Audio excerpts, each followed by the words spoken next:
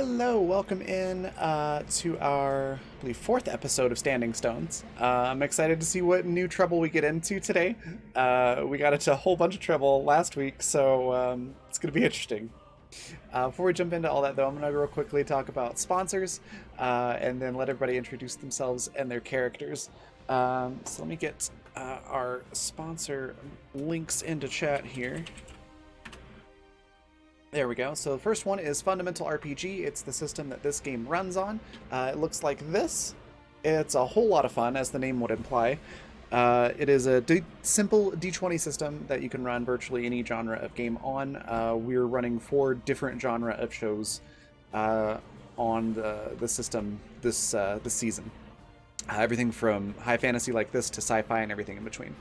You can pick up your copy on Amazon, or if you want to get just the PDF, if you don't need the physical book, you can go to coffee.com/raven/shop, like it says at the bottom of the screen. Just add /shop to the end of that. It is currently on sale on Coffee until the end of the month, so be sure to pick that up before the sale ends.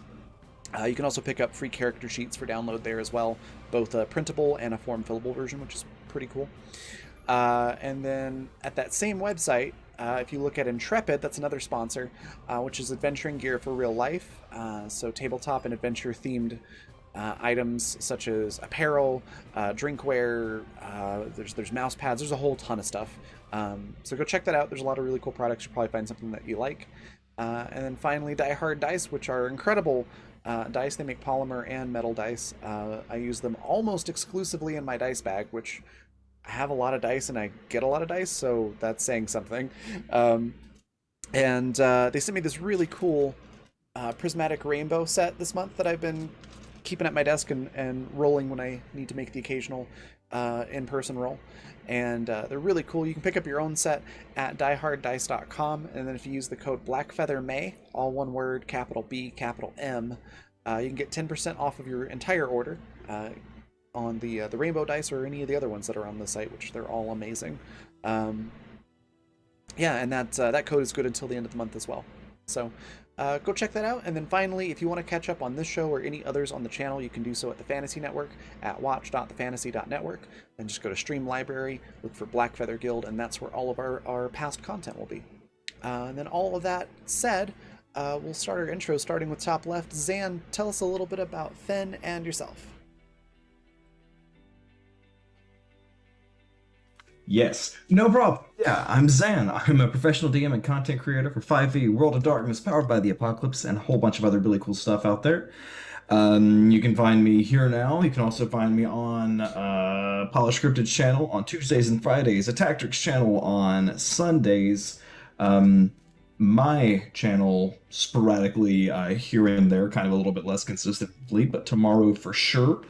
And yeah, today I am playing Fen Karst, who is water, mostly water, 99% water, 1% anxiety, and yeah, they are completely just moving water that typically forms the shape of a humanoid, and has been dealing with some anxiety, and like finally felt comfortable with showing off their room to all of their friends, and then they almost killed their friends on the way to their room because forgot that some people breathe. So that wasn't great. It's kind of coming to terms with the ramifications of that, and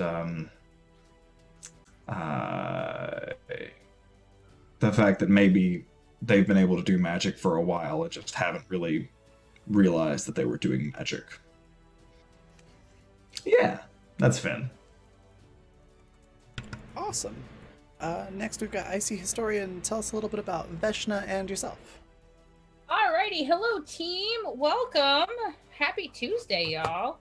I am Icy Historian at Icy Historian, all of the places on the internet that I feel like being found. And I am playing Veshna Revik, and she is a sort of Harriet the Spy-esque character, and is kind of the town busybody. Yeah. So she has gotten up to a whole bunch of stuff. She is a fox gal. So she has sort of like anime cat girl, but not with some of the connotation that comes along with that, and is instead a fox. And that kind of speaks to her kind of wily, figure stuff out kind of ways. She's definitely could be described as sly, and she figured out that she has an interesting bout of performance magic last time that she used to direct a Best of Broadway chorale themed around a Lucracata, along with a bad comedy hour. So there's like a lot that happened, and yeah, we're having a great time. And Veshna is very excited to get back on the other side of the barrier so that she can see what other animals she can introduce to the wonders of musical theater. Nice. Next we've got Jay. Tell us a little bit about Beckney and yourself. Hello, I'm Jay or Alien Jays. You can find me on Twitter and itch.io under Alien Jays, and I'm a game dev, a writer, and a role player. That's it. Beckney is a goblin who was raised as a pangolin. I almost always say armadillo when I do that bit. And they are the sibling to Pyron, who is actually a pangolin. But Beckney doesn't seem to notice or seem to care that they're definitively not one. They recently found out that they have some sort of magic to do with their now missing arm. They had a kind of accident, let's say, with magic in their early childhood, which resulted in their arm at the elbow being, removed. So now they can manifest an arm out of materials that they touch, and it's both really interesting and very unsettling to feel because they can feel it. So phantom limb, but worse, but also magic. And they're kind of coming to grips with that and also hoping that maybe it can help with Pyron's stage magic and all the rest. Nice. Looks like I'm next. So I'm Raven. I'm the creative director for the Raven Evermore. It's my brand for all the various things I do, most of which are tabletop related. There's my link tree in chat. It's just linktr.ee/the Raven, like it says below my face, if you can't see chat. And then I play Callie or Cauliflower, and she is basically your typical sort of shonen anime protagonist trope of being really strong and liking fighting a whole lot and being just generally a good-natured, nice person, and not very bright at all. So she's a lot of fun to play.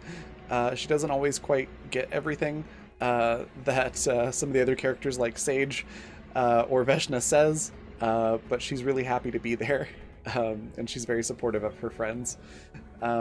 She also has a tail, which is fun. And yeah, that's me and my character. Let's hop over to Pat. Tell us a little bit about Pyron and yourself. Hi, I'm Pat. I'm a tactric on Twitter and Twitch. I do video games and role-playing games, and I play Pyron, who is a bipedal pangolin and is a theater nerd, maybe like growing stage magician pangolin, and who is very excited to find out that real magic exists that can make those things even cooler to look at, and wants more of that, please. Awesome.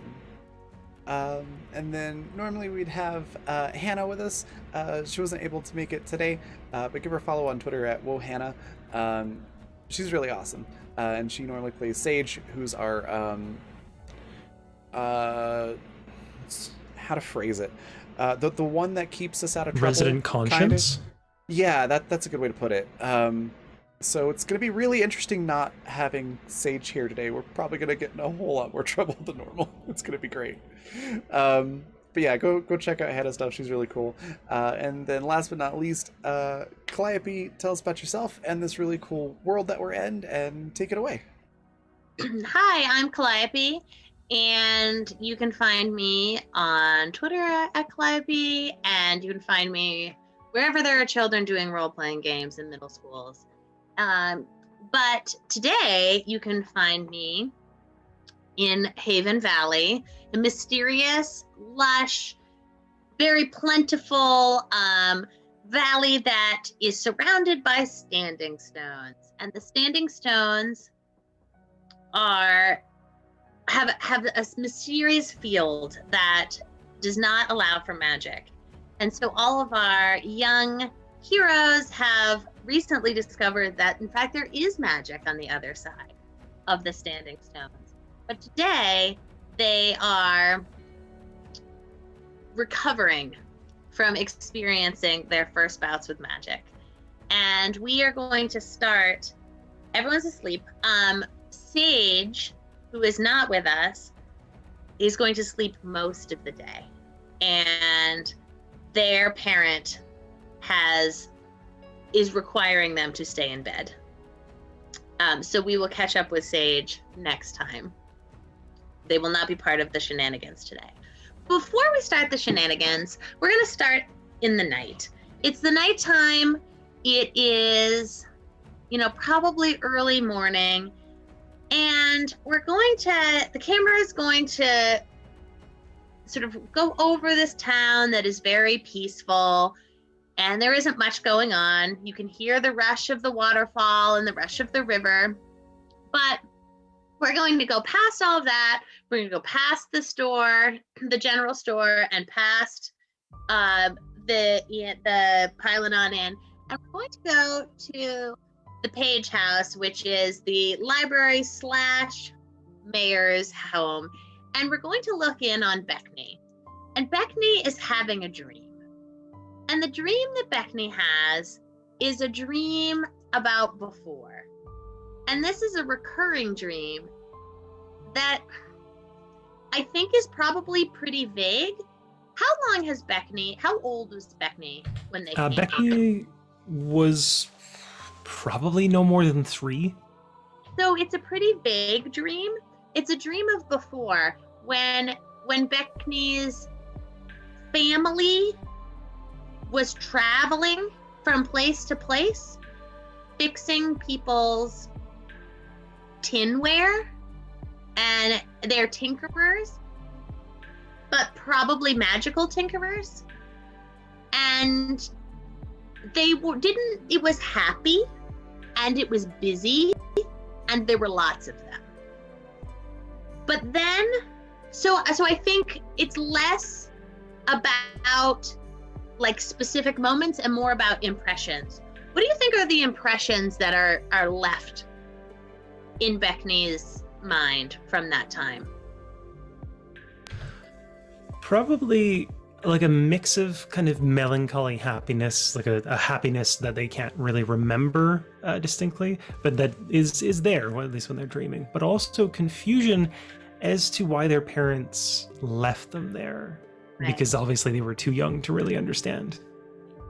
And so I think, maybe one scene is a scene in which there were too very many kids in one bed on the back of a wagon, like a covered wagon.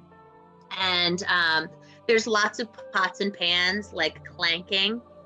And there's magic being done that's fixing things. But that doesn't seem to be that's not the magic you have. Mm-hmm. And maybe, do you know what the incident is that caused what the accident was? I do, but I don't think Beckney does. I think Beckney has an inkling as to what it was, but they don't remember the exact cause. They just remember the effect afterwards. They were trying to do magic, but without any real idea of knowing how to do magic, just kind of trying to manifest it out of their body or soul or whatever.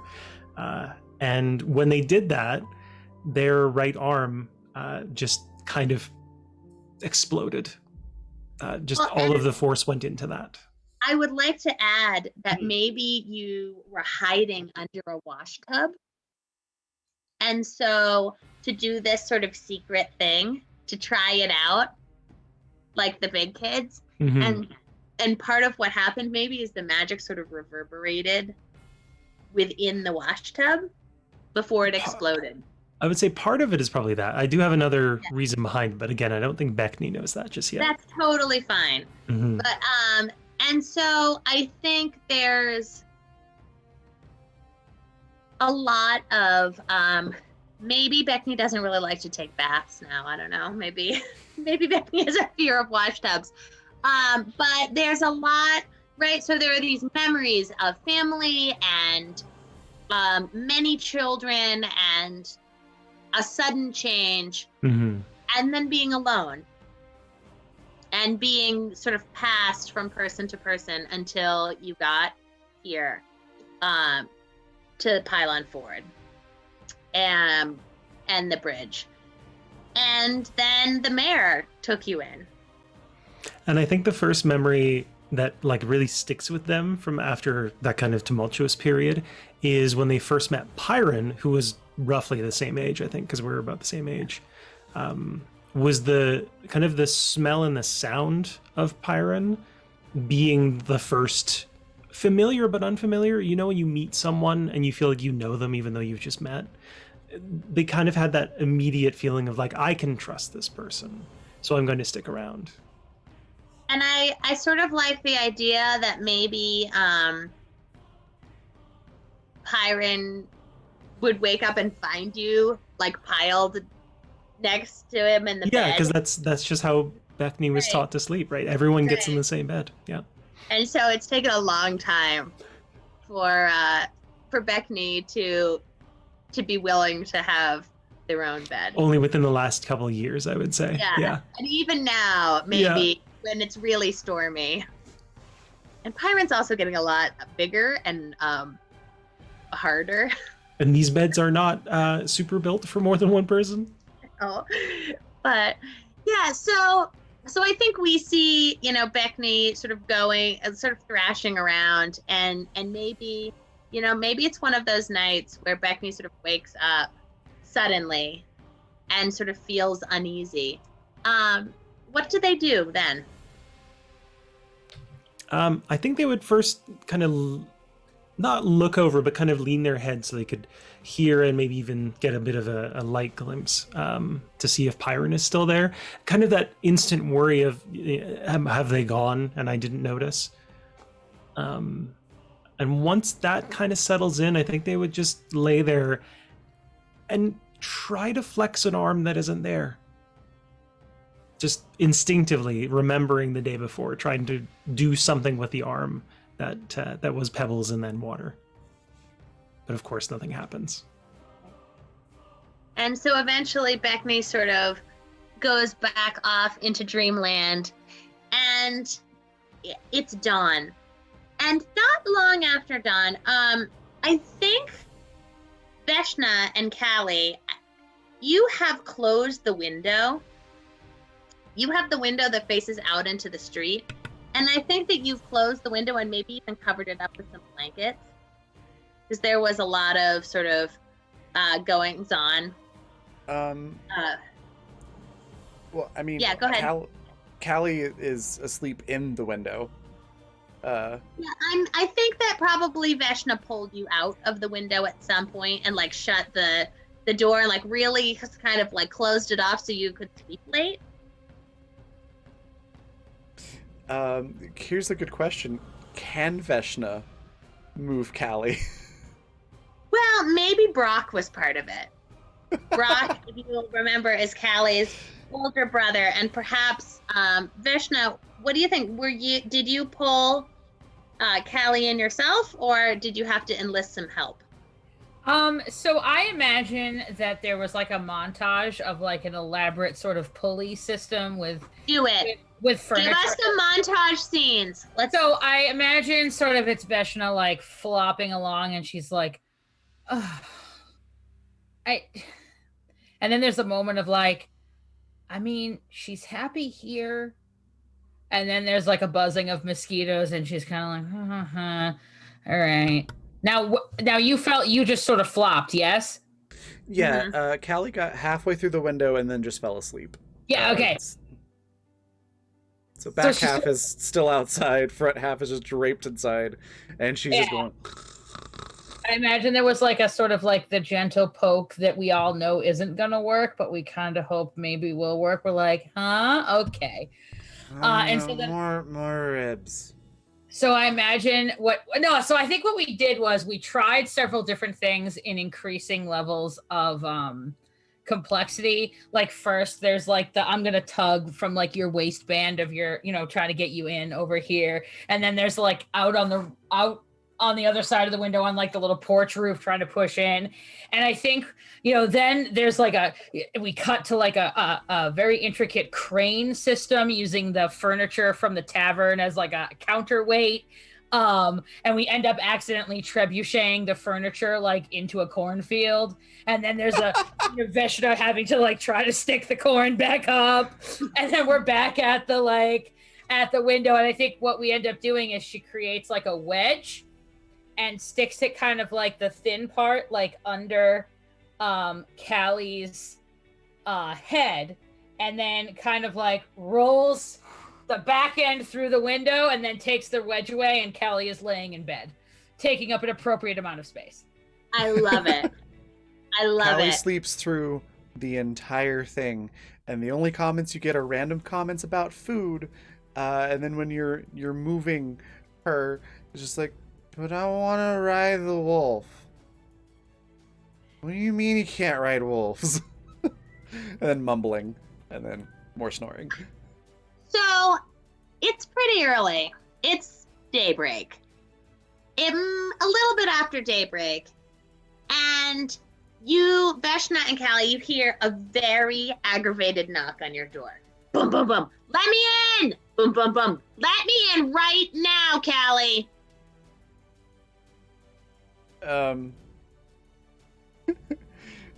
Callie I is swear to God. not very happy Callie, at being I woken am up. going to take those stupid idiots and strangle them both if they will not stop caterwauling outside of my window. Get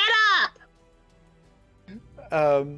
Callie rolls out of bed, goes to the door, and I don't know if you've ever seen Oron High School Host Club, but like, if you've ever seen the episodes where somebody wakes up like Honey before he's ready to wake up, that's kind of the look she has on her face, is just like this, if you say one more word, like, I'm gonna punch you through that wall. So, when you open the door, you see that exact same expression on your brother. And you're both looking that's at each Brock. other. Equally Yeah, the expression mad gets at each even other. harder.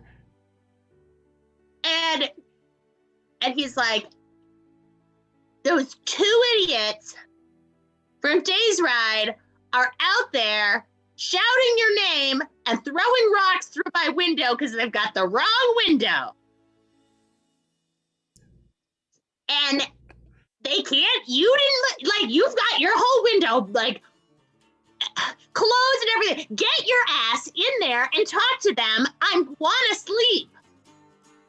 So Callie just, like, in the mid-sentence of all of that, just takes her hand and puts it over over Brock's face and just moves them out of the way, and starts walking through the door to go outside.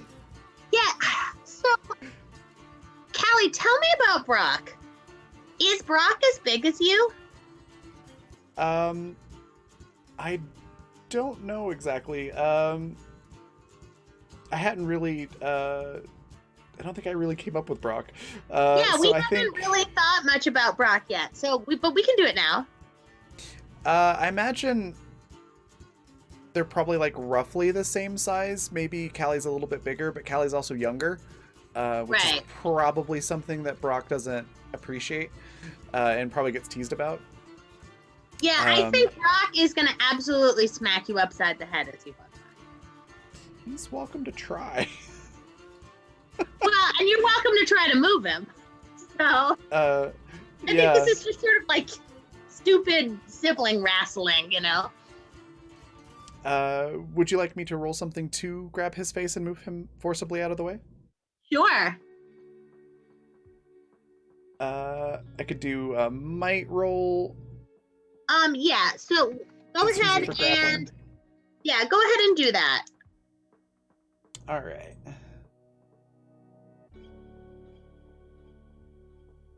That's a 22. Nice. I am going to give him okay, he did not. So he rolled a 9. I was gonna give him the same bonuses as you, but you are able to move him. And I think he is gonna sort of like try to give you a noogie or something. Like he's gonna in some way not appreciate his younger sister just moving him facially out of the way. Yeah, she's doing the thing that like normally older siblings do to the younger ones, where you just like lock your elbow and hold them at arm's length while they flail. And just be like, "Are you done? I will go talk to them, and then you can go back to sleep." I hate you. I hate you. That's nice. Go back to sleep. I'm going to sleep in your bed. Okay, knock yourself out, please. Like trip over the door frame and hit something and knock yourself out. You are so immature. I can't believe you're even friends with her. Veshna, get out. And he like goes over and he like wraps his head around in all the blankets and he's like super grumpy. So are you guys gonna go into Brock's room? Callie was just gonna go downstairs and walk outside and see who's doing it. And I imagine when she like opens the door to go outside and there's sunlight and everything, she does like thing. You are immediately friendly tackled by Bega and Bimini. Who is that? They are the 2 people from Days Ride who are obsessed with you and like in a good teenager way, who love you. Oh, is this the one? And want to wrestle you all the time. Are these the ones that were talking about like the wrestling moves last time? Yes. Oh, okay. I couldn't remember their names. Okay. Yeah, Callie probably immediately goes from like, I hate the world and I wish I was asleep to like laughing and like try to grab them back and like give them noogies and they're stuff. like, Callie, oh, we know you'll fix this. Oh, the worst thing is happening. The worst thing is happening at the bridge. We need your help. Calm down. I just woke up. What's happening? These 2 super old dudes with huge horns are they're gonna have like a duel. Well, that sounds fun. No, but like watch. They're old. They're gonna fall off the bridge and die. They're screaming at each other. Aww. I don't think we're allowed to throw them out, you know, because one of them's a page. I think they're both pages. They live at the Page house, and they're fighting, and they're gonna they're smacking heads. Oh, it's those guys. Yeah, that won't be fun we don't know watch. what to do. Like, they don't know how to do any wrestling moves. Like, they're not, you know, it's not like entertainment. I don't think they know. What, you gotta help us. You gotta help us solve this problem. All right, just quiet down. Calm down. We'll go take a look. Callie, you can solve anything. She just shakes her head and like pats them on the head. It's like, all right. I sort of like the idea that they are shorter than you, but wider. Okay. Yeah, you're both like, pat both extremely wide individuals. Pat both of them on the head, and just if they're old and they're the Page people, like we should probably stop them before they hurt themselves. But you know, the most important thing to do every morning before you do anything else is eat breakfast. Stretches, right? Stretches. We've been doing our stretches. Close. And we okay. It sounds like stretches. Protein shakes. Breakfast, then stretches, then we stop the old people from hurting themselves. There is not time for breakfast. It's that serious. You can, but I brought a protein shake on the way. I know, maybe you can get that water kid to give you some breakfast. But like, they're gonna fight. Old people are gonna fight. They're gonna fight each other to the death. That's what they said. Callie reaches into her pocket and pulls out a handful of dirt and coins that she got yesterday. He's like, but I could afford good breakfast today. And shoves it back in her pocket. It's like, fine. And Bimini's like, you towards can the have a second breakfast. I mean, you don't just have one. Hey, Fox girl. What's your name? Hey, Callie's friend. It's Veshna, Bimini. It's been Veshna. Every summer you've come here. Oh, hey, yeah. Yeah. Oh, yeah, I forgot. Yeah, I forgot. Foxtails wandering around, you know what I mean? Just No, that's right. I know, that's why I remembered that you're Callie's friend. yeah, it's something that, really, when you think about it deep down, we should have a lot more questions about than we do. Yeah, well, sometimes in a small town, you're just friends with whoever's the same age as you. Yep. That's why I'm friends with Bega. Bega's like, you're also friends with me because we're twins. So I think Veshna sort of like saw that, kind of had the thought of like, well, if they're requesting the presence of Dear Callie, perhaps Dear Callie will need some backup. But Veshna has grabbed an old like ledger book from the inn, and she's like tapped it. It's like a big bound, looks like from like hundreds of years ago of like old receipts, like in that way that like as soon as you become a parent, you like magically decide you can no longer get rid of receipts for anything ever. Her dad has just kept all of these books and like it doesn't matter. So Veshna has grabbed that because she is formulating a plan. And kind of is like resigned to the fact that we're going to the bridge to watch old people fight. She's kind of standing there. And she has painted a picture for Finn. And she's got it rolled up in a tube sticking out of her backpack. So, all right, okay, I'll be ready, because, I think they're gonna fight soon. Lead on, oh ship of state. And, they're just gonna pick you up and start running. Veshna, Come on, Fox Girl! I don't Not think their you, name's Callie. Ship State. Callie's just like groggy, rubbing her eyes, like, yeah, I don't think their name's Ship State.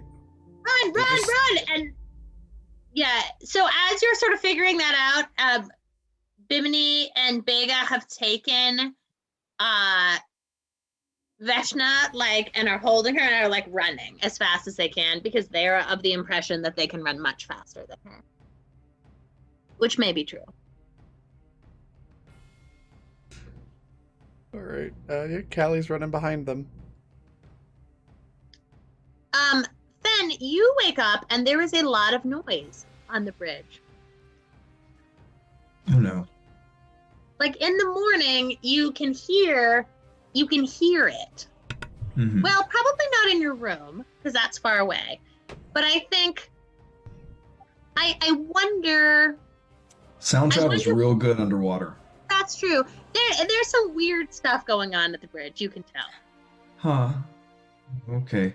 I will kind of pull myself out of Bubbles' pool where I'd spent the night, just making sure they were happy and feeling good.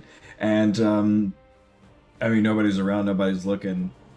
I'm gonna shift my focus just, up to the corner where all the shenanigans happened that I kept coming to and focusing my attention on it and trying to go back to sleep, and then just trying to keep my eye on that spot throughout the night. If it's still empty now, like I assume it was then, I'm just gonna shake my, kind of form ahead for a second just so I can shake it and, okay, Bubbles, you're in charge. Keep an eye out.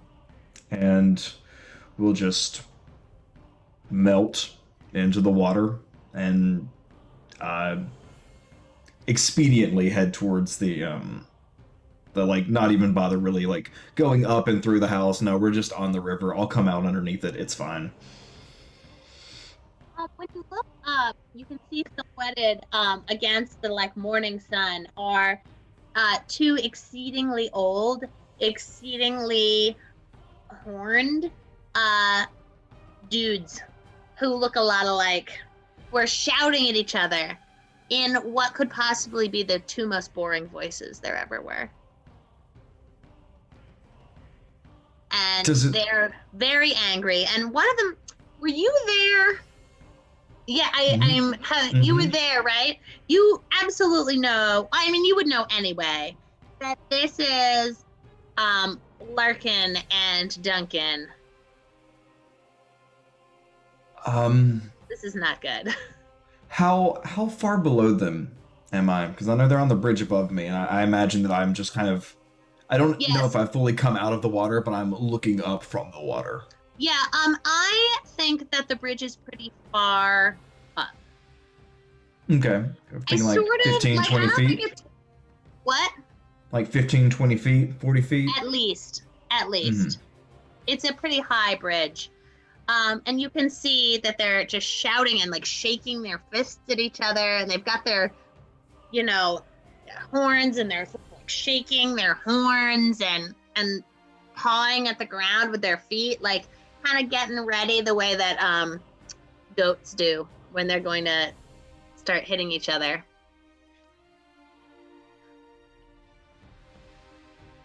I think Finn's just going to call up, like, come up and stand on top of the water and go, is everything okay? And you hear one of them say, "Is anything okay? Is anything okay? We have book burning, and these children ask if anything's okay." And then the other one says, "It's just like someone here at Pylon Falls to assume things are okay after being the aggressors." And they're not super interested. And I think I feel like Fen would be having some inner turmoil, partially because this is not really their job. no, Their job is the bridge, right? they're fighting on in my yard, and it's like, what am I? Do you go out and do you like shut the blinds? Do you break it up? Do you call the police? Right? Like, I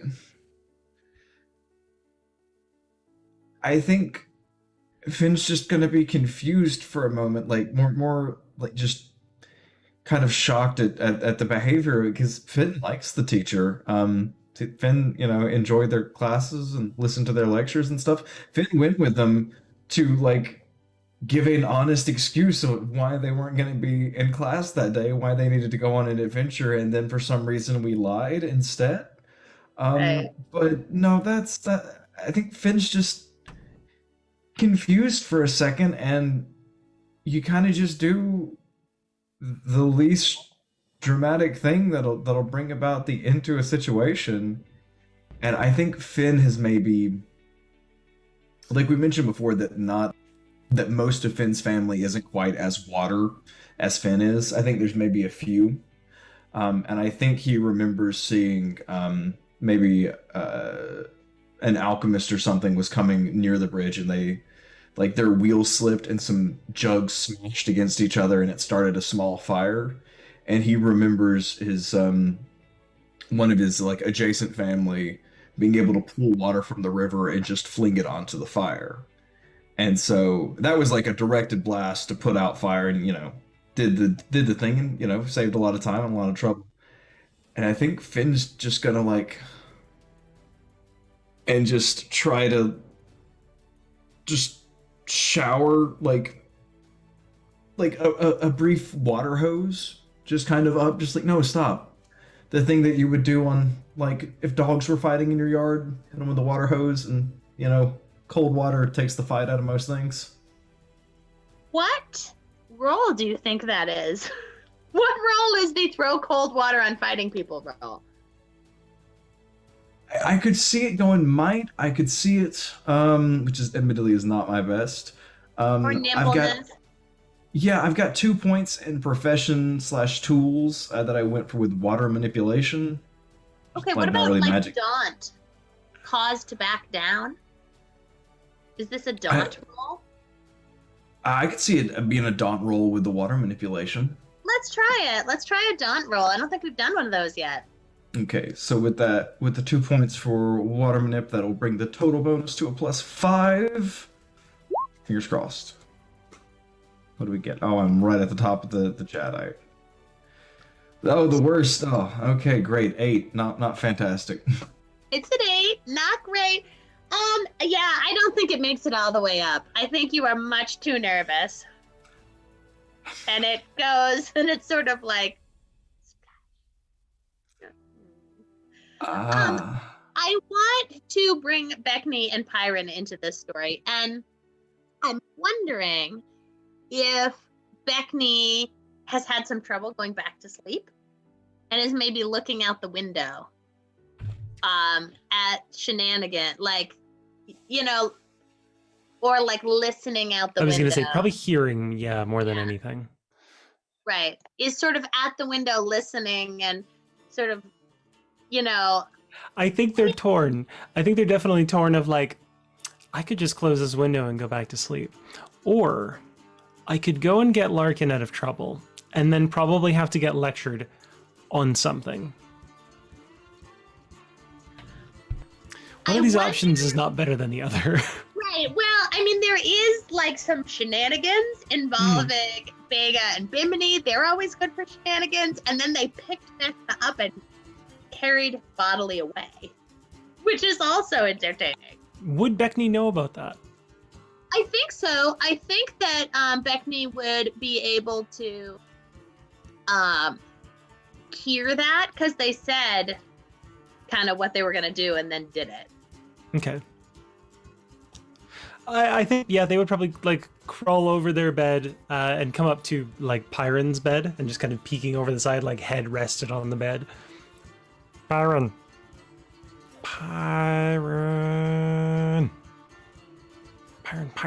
And they start like grabbing the blanket in their teeth and to try and wake him up. I think it takes a little bit into the escalation there before before the name calling like exceeds the snoring. What? What? Pyron. What? Larkin what do you and want? Larkin and Duncan are fighting, and there's shenanigans. Do you want to do shenanigans? I mean, I always want to do shenanigans. Which shenanigans? Who declared the shenanigans? Is it official? Like Beckney will kind of lean over to the window again, like, I think they're fighting over something. Books. They're fighting over books.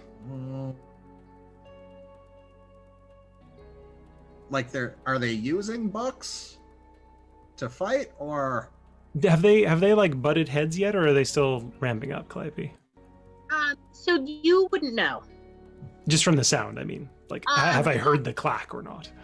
No, you haven't Okay. heard a clack. It is significantly further away.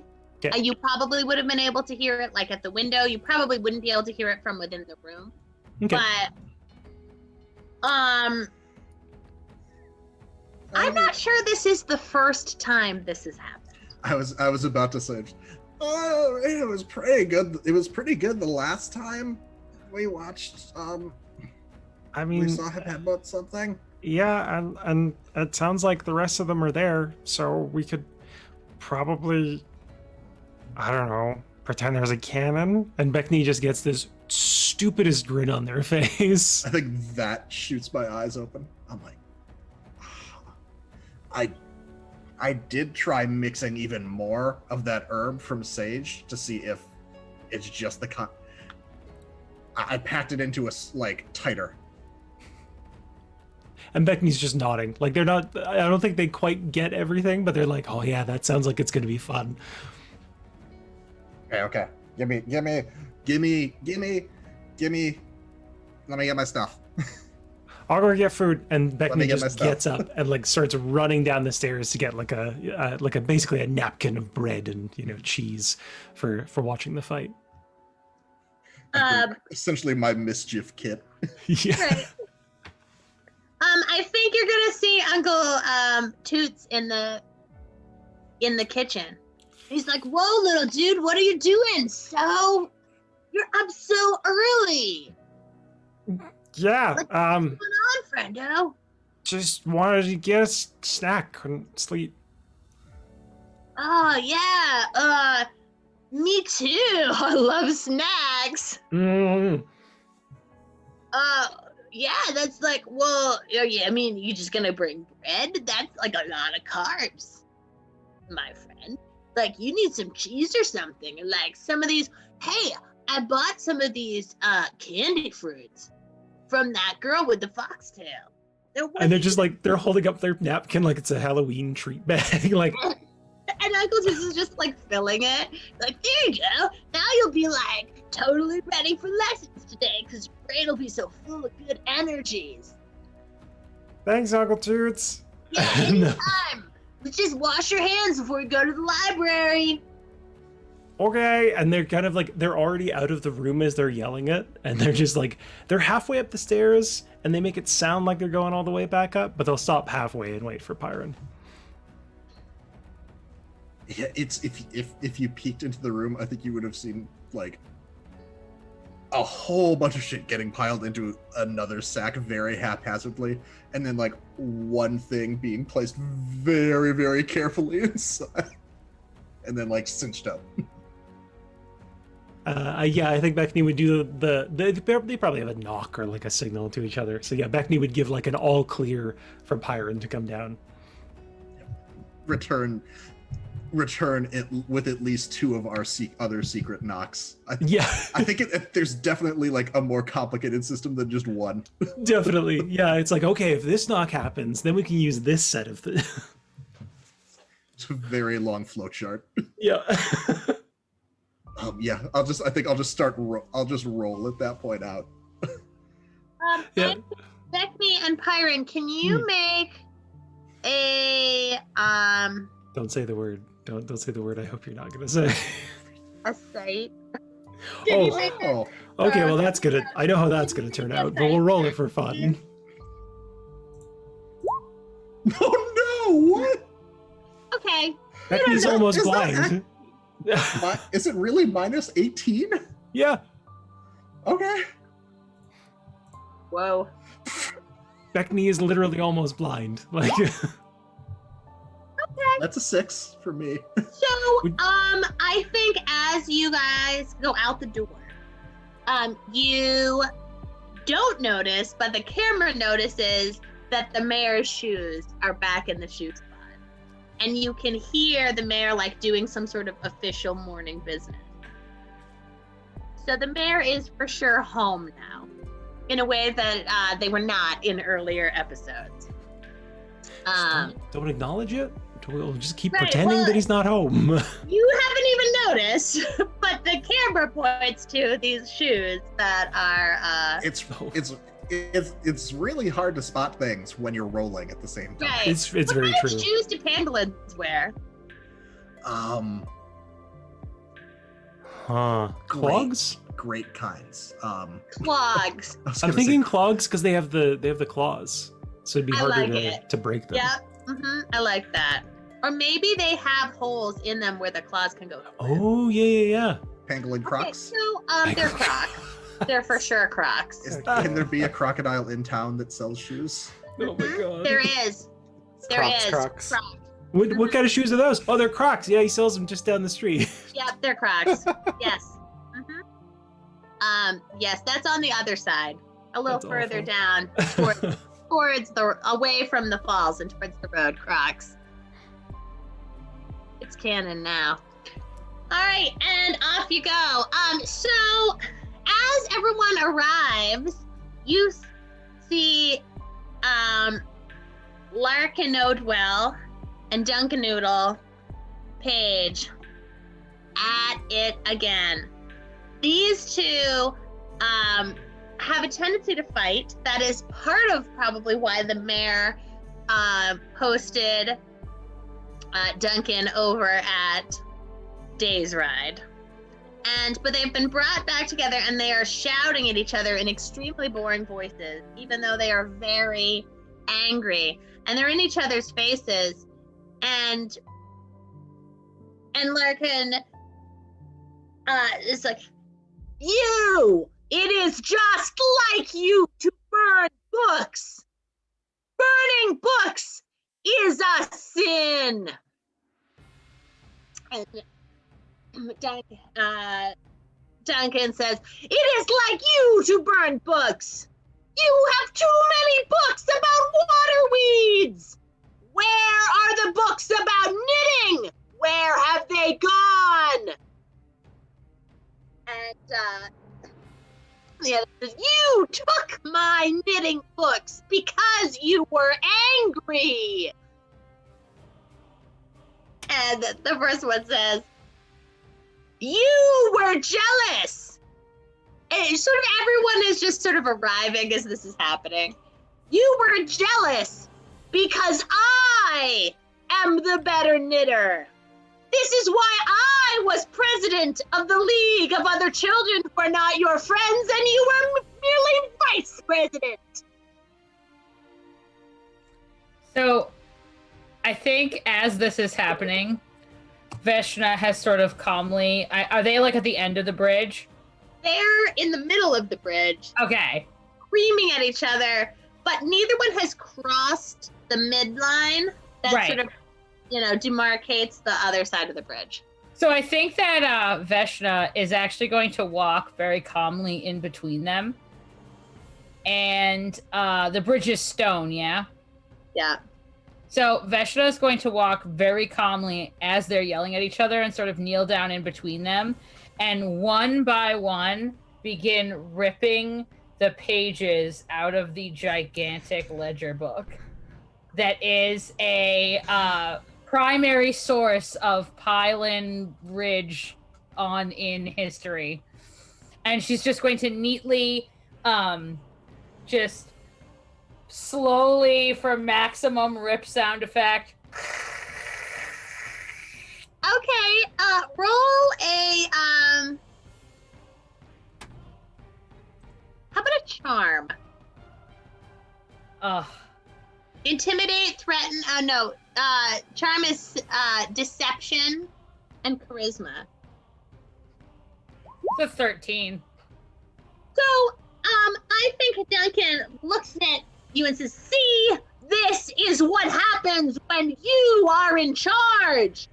Children do not respect books. And Larkin returns, but it is you who burns the books. And Doug says, but it is you who encourages children to rip books. And they're like getting closer together, and they're sort of like now over you, like this. And I think she's just going to look up at them and adjust her glasses and say, gentle tutors, this is a most unbecoming display of poor, dare I say, gauche behavior that is not befitting of the role that you two hold in your respective communities. And she is going to say and she is going to sort of fold, like sit. I imagine like her dad forced her to go to like an etiquette class where like she had to like be told how to sit down like 1,000 times, and she's gonna sit just perfectly, her tail curled at the like proper arc around her body, and her hands in front of her, and say, now, unfortunately, it appears as though this little situation calls for quite the most desperate of resolutions. And, as we have all learned in the history of our fair town, that sacrifices must be made in order to preserve the greater good at the Battle of Pylon on Out. We learned that when the Day's Ride Striders had to sacrifice their corn crop in order to preserve their sovereignty from the Schmoman Empire as they tried to encroach upon our territory. We must learn today that it appears as though you both must be called to sacrifice something in service of this mindless feud. And she's going to take out like a match, and she's going to hold it menacingly over the pile of papers. And she's going to say, now, all of this over the burning of books. I smell not one bit of smoke. And you, Duncan, sorry. And you, Duncan, did a visiting lecture series here on the particles of smoke and how we can smell them using our olfactory senses and find out what exactly is burning. And here you stand with not a shred of evidence of the burning of books. Or shall we change that? They're gonna look at each other and they're going to headbutt you off the bridge. They have headed, and they're like, we have saved the. Well, Larkin is like, I have saved this book, and Duncan says, I have saved the book, and now they're like hitting each other. I think everyone else turns up just in time to see Veshna, like right down over the bridge.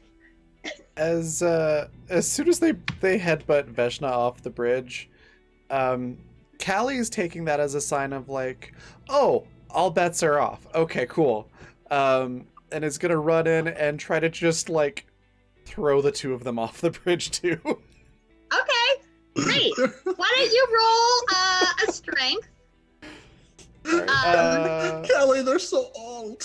Yeah, I know. And then Beckney during the whole thing is just like, I told you it would be good. Yeah, it's so Callie's- good. Callie's eating, just like- like, hey, you know, if they're fit enough to headbutt a child off a bridge, they're fit enough to go take a dive off a bridge. Pyron's got like some popcorn millipedes or something that he's offering around to Yeah, everybody. so Callie, go ahead and roll a strength roll. So it's 19 for Yeah, for with Mike a there. 19, I like to see. I like the idea that maybe you clothesline the both of them. Like straight up, just run up, clothesline, and She off they wouldn't go. clothesline them because that could actually seriously hurt them. Like she's Okay. running up and just like grabs them by the collar and picks them up and just drops them over the side of the bridge and says, "There, stop fighting." They are extremely top heavy. And so they go, woo, like right down in. I sort of like the idea that maybe, I sort of like the idea that they're top heavy, but maybe aren't horns hollow? Usually, Uh, I think yeah. like they're at least, think if it- not hollow, they're very like. I They're think they would buoyant. have to be for them. So I think they're now like bobbing along. Right?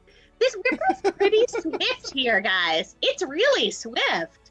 Can I make a nimbleness roll or something Yes, to try to please. catch Veshna before she hits the water from like 20 feet up? Yes, please. What is that like? What is that? Is that nimbleness? I think that's nimbleness. Do I speed-based get to add- skills are usually nimbleness. Do I And I get to think- add my 2 points of water manipulation? Anytime you're in the water, Okay, cool. just go ahead and add them anytime. All right, fantastic. Then I will do that. And that's going to be a +2, an additional +2. Wow, not doing hot tonight. We're not great. setting the world on fire. It's a 9. I sort of like the idea that Fen like stands up out of the water and makes themselves into like a catching shape, and Veshna goes right through. Yeah, I think like Finn tried to like go out and like kind of into make like a sunflower or something, almost like a lily to Right. catch them, and just straight through. Yeah, so you're going to have to take some damage. And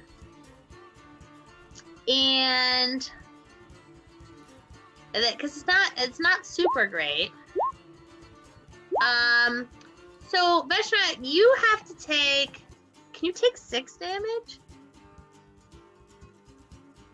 Are you dead? Should be able to take at least 6 damage at Okay. this point. I'm at 7 out of 20. Oh, you rested. Oh, You rested. okay. Then I'm at 14 out of 20. Okay. So, yeah, so that's what I thought, but then suddenly I got, ever since the time that my PC died unexpectedly in a, in a campaign and my poor DM was like horrified, I always get a little nervous when I'm giving somebody a bunch of damage. To help ease your fears there a little bit. If you hit 0 hit points in the system, you don't die. I think you have to get either minus 10% or minus 15% before you're actually dead. So Right. We're If not that going to helps kill at Vecna today, probably. But you did take 6 damage. Larkin and Duncan surprisingly did not take as much damage, but I think that's also maybe because they float. So they're floating along, and you are swiftly going down the river. So just to back up a little bit for our audience at home and everyone playing, right at the bridge, so beyond the standing stones is a great waterfall and a really rapid river. And then it sort of falls again, not in a true waterfall, but it's a very shallow canyon, relatively shallow canyon. And then sort of halfway around the town, it starts to spread out. And by the time you get a little further south, it becomes a very wide, very lazy river. But the way that the sort of landforms are, this is the best place to put the bridge because it's by far the narrowest. And there's 2 similarly words. In other places, it's more like this. So it's not as practical, or it's like this and it's really wide. But this is the place where we have 2 sides that are the same. But that means the river's really swift there. So Veshna's leaving. Veshna, Larkin, and Duncan have left. They are now down, they're like going rapidly down the river. What do you do? Do we think they're gonna start fighting again once they get somewhere like slower? They are for sure fighting still. I was gonna say I'm asking like the whole. Oh, sorry. I think Beckney's nodding. Yeah. All right, and pop some more popcorn bugs. We gotta go get water. Talking with his mouth full. And Beckney just like puts their hand on Pyron's shoulder and is like, lead on. They're clearly like, they're not worried. They don't seem worried at all for them.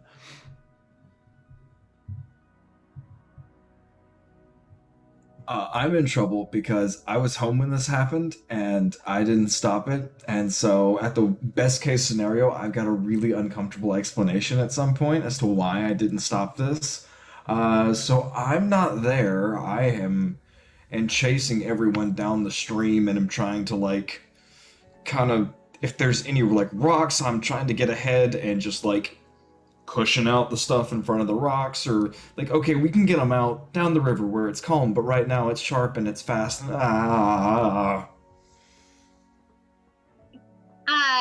Raven, I was planning on, unless there's a better way to do this in the system, I was thinking that I would just have Fen roll a d8 and have everybody else roll a d8 and just sort of see like who they can catch up to. You could actually do a swiftness, which is the system's version of initiative. Okay. Yeah. And All right. that is located on the character sheet, right below the defenses. There's a button you can just hit and it auto calculates it for you. Would be how I would do it. If you want to do a D8, that's totally fine. Like that would work too. But yeah. So what I'm trying to figure out is what's the best way to sort of show the chasing mechanic. Right? That Fen is probably able to have the same speed as them or a little faster.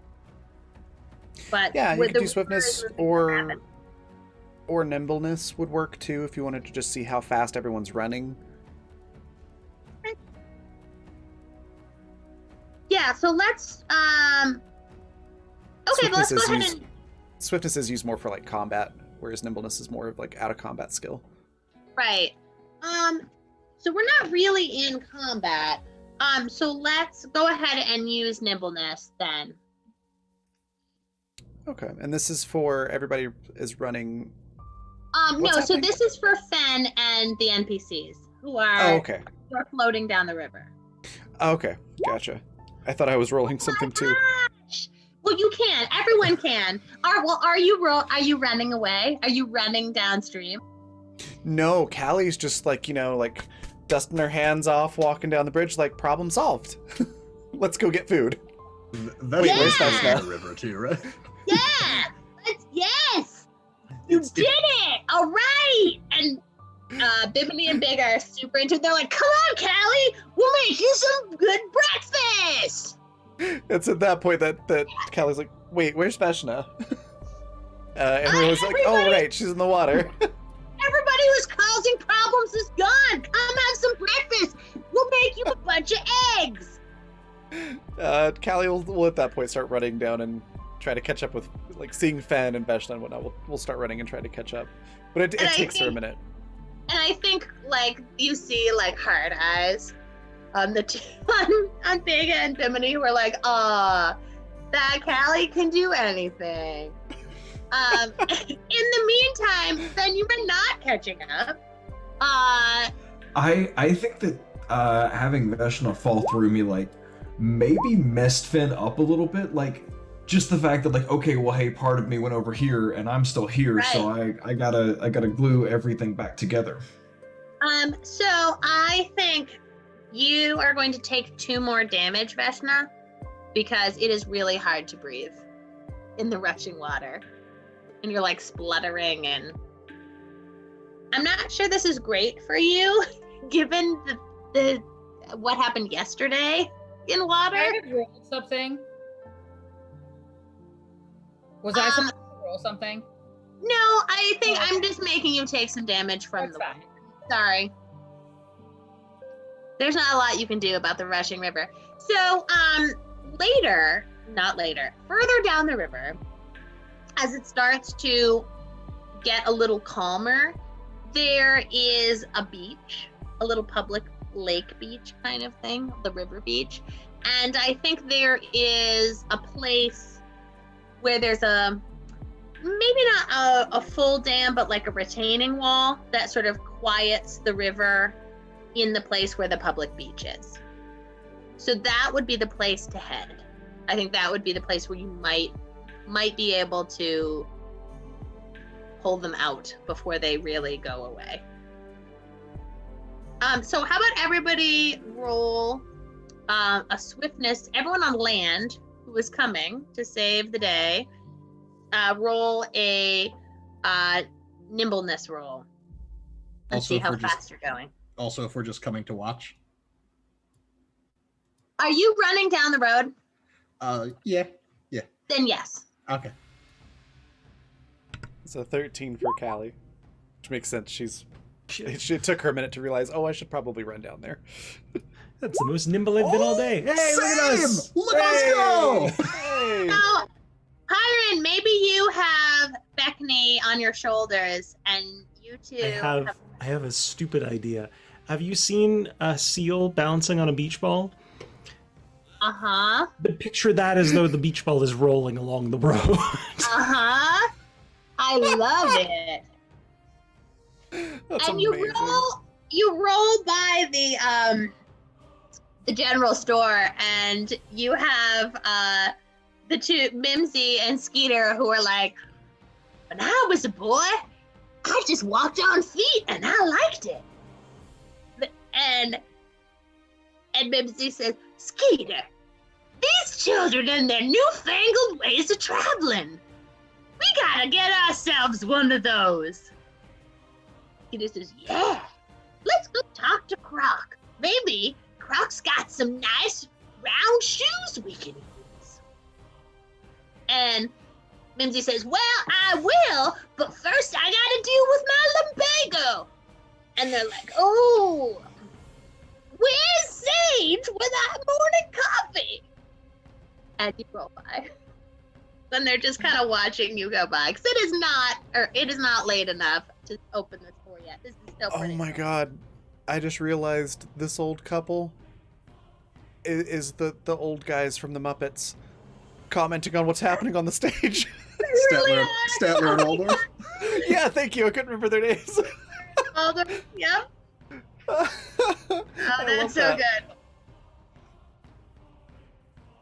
And right, and they're like, "Oh, I hope Beckney doesn't mind being stuck on that ball." And then Skeeter says, "It could be worse. You could be stuck in the audience." Ha ha ha ha!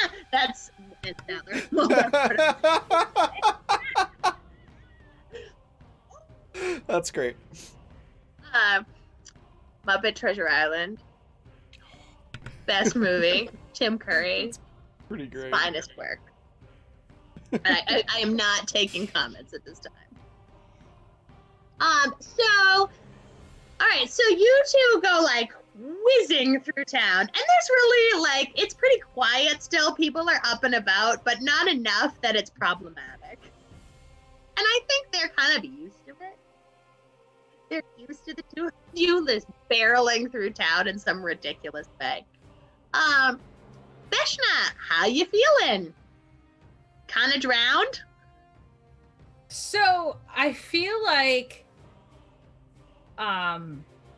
Veshna, it has sort of gone through, like, there's like been a lot of like stages of grief, and she's just sort of like now like as she's sort of like tossed and turned, it's almost become kind of like mundane to her. You know, she's just like, this is it. You know, I think she's like screaming cats like who have been picked up. apologies. Pardon me? I was gonna say, like, hats who have been picked up, they just accept like the reality Yeah. of it. Yeah, yes, it's like when the cat is like, I shall flop now and accept my fate. I think she's just sort of has like got her like skirt like she's kind of like, I imagine she has like all of these different skirts on, like in like kid dress clothes with her leggings, and she's kind of like pulled them up to try and like cushion herself as she goes around, and it's just kind of, I imagine she 100% looks dead as she is floating down, like absolutely looks like she is toast. Well, and I think it's probably especially hard, like with that big foxtail. Yes. I think it's really hard. You know, it almost has its own center of gravity. Yeah, she's Well, trying to use it, but it's like around in the not. same way. Yeah, that's really hard. Callie, you're running up there. You're Mhm. coming. You're chugging along from behind. So we're gonna get you there in a minute. Finn, what is this like for you? The worst. It's the worst. It's yesterday over again. I thought yesterday was the worst, but today is full of surprises, and it is the worst. Turns out yesterday was just the runner-up. Not great. Not doing well. There are old people in the water. The old people shouldn't be in the water. Veshna's gonna drown again. This is really not good.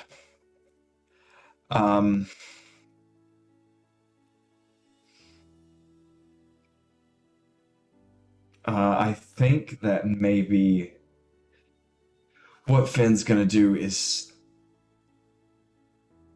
just try to not really even like catch them or stop them, but just try to, for a really short, like 10-15 foot space, slow the water enough to let everybody get a good breath. Okay. Because 100% do not have, I'm just not enough to be able to stop them in the way the water is right now. But if I can just a breath, that's all. I love that, and I won't make them take damage because of that. Like they all Okay. sort of get a breath. As you come down, you see, as you come down into the like more peaceful part, you see Wisteria is having an early morning bath, like publicly, because of course they are, and all their, like a bunch of the most devoted fans are there. So as everyone comes tumbling down, Wisteria turns and like picks the old people up out of the water and is like, I will save you, old people. Come, my fans, help me save these old people. We cannot have our old people treated like this in this town. And like the people come, they rush and they take them, and the two, Larkin and and are like, but they're mostly half dead now, and so they're like fixing them. And everyone's like, wow, Wisteria, you're the best. You can save old people from drowning. And they're like, that's right. I can save old people from drowning. And I will anytime. And like, I think like Veshna's like floating sort of dead behind them. And they're like, but no one's noticing because everyone's so impressed by the fact that Wisteria can sing and bathe and save dead old people at the same time.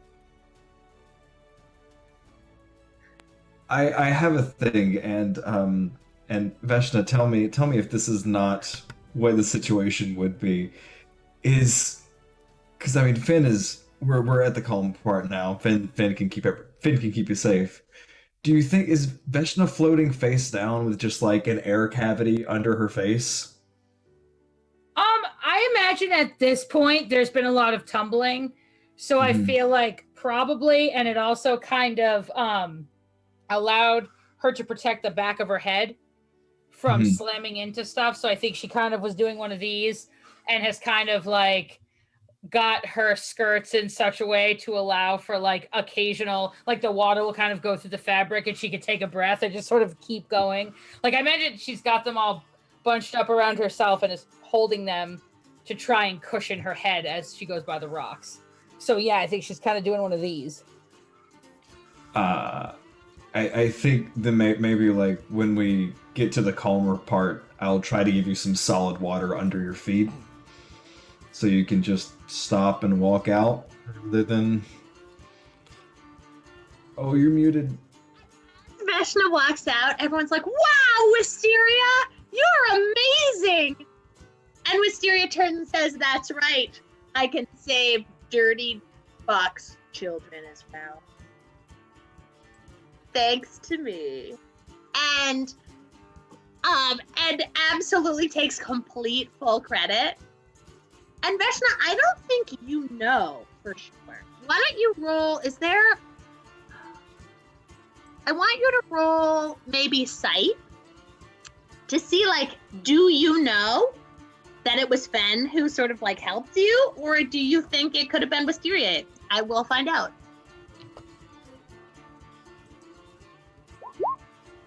You don't know. You're like, I don't know, maybe Wisteria did just save me. I think that Veshna kind of like plods out of the water, probably weighing like 2.5 times now her actual body weight. Everyone's clapping. And I think that Veshna is at the point, it's interesting because like above the table, right? As teachers, this is the point of the school year that like we're actually at in observing students, is where the blush comes off the rose for bad social behavior and kids start kind of abandoning the people who have not been good influences on them. Like they no longer find them entertaining. They no longer find them funny. Now it's irritating because it's been like 165 days of it. So I think that the whole decorating Fen thing like really did not work for Veshna. And I feel like she kind of like turns and looks at Wisteria and like with just like all of the weight of a 14-year-old fox child who just took a very unpleasant swim, says, "Hey, Wis, your eyebrows are crooked," and kind of like walks off down the beach and like just like into the sunset, as if there's an explosion behind her in an action movie. Well, and everyone in the audience is like, I should have let her down. It's true. You know, I think Beckney has lost it. Like they are doubled over in laughter. This and the crowd says this never would have happened if she had joined the League of Other Children who are not your friends like her father wanted her to. No manner. No. Wow, Wisteria, you're so great. And like the two like old men are sort of like they're pulling them apart and they're like kind of fixing them up and whatever, and we could see just Fen's eyes like above the water. Just not even eyes, just a small patch of anxious bubbling. and then they'll Has- just go back upriver. Has Callie made it down there at this point yet? Yeah, I think so. I think Callie, you Okay. come in and like everything's solved. Okay. I was. Wow, words are hard. Did Callie get there in time to hear the crooked eyebrow comment? Probably. Okay. I think Callie is gonna squint, like almost like the Fry meme, just like squint at Wisteria and go, "Yeah, they are crooked."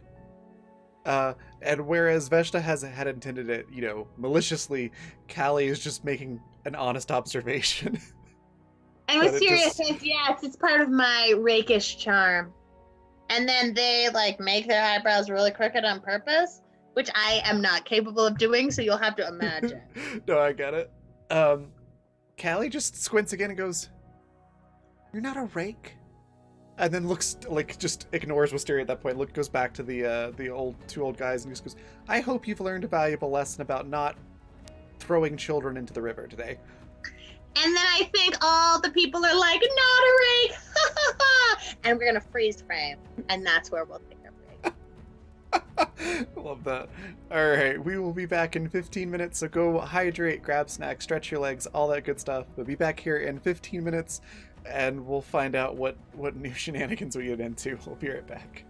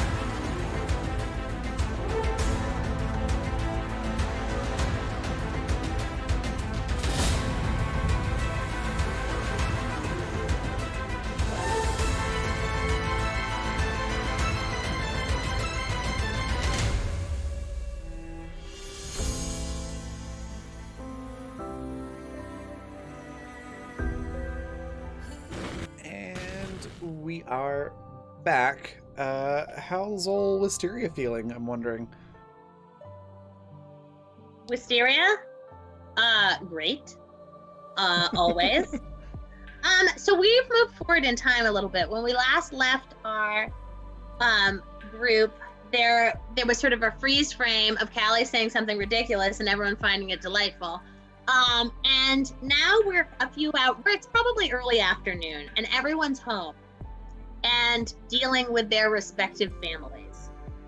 After the incident in which Wisteria saved old men who fell off the bridge, and a very ungrateful fox child. Wisteria, I mean, good thing. God, what are we gonna do without Wisteria? When they go south, I mean, they just no, we won't be happier because who will save the drowning children? There's obviously no one else who can.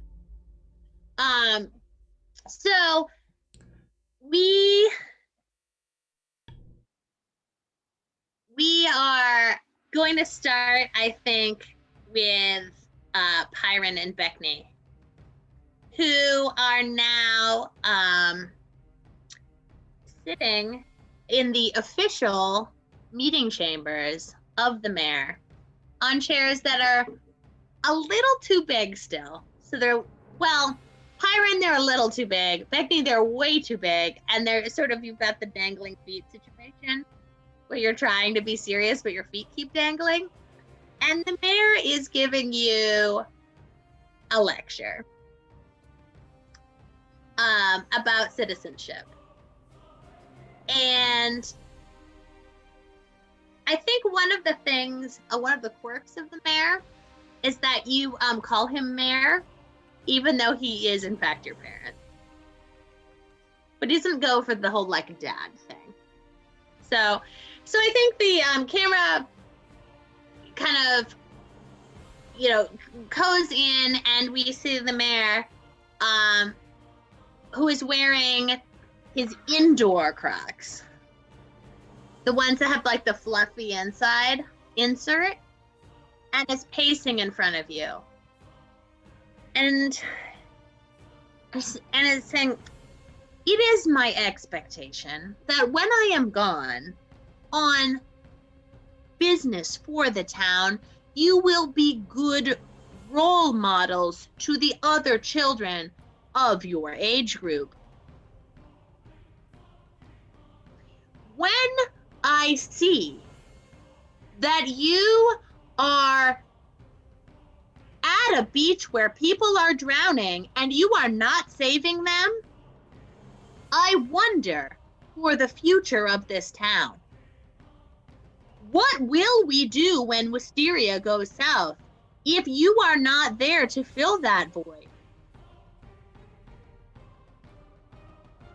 Responses. Beckney raises their left hand and goes, Beckney. I didn't know everyone was drowning. Ignorance of the law is not an excuse.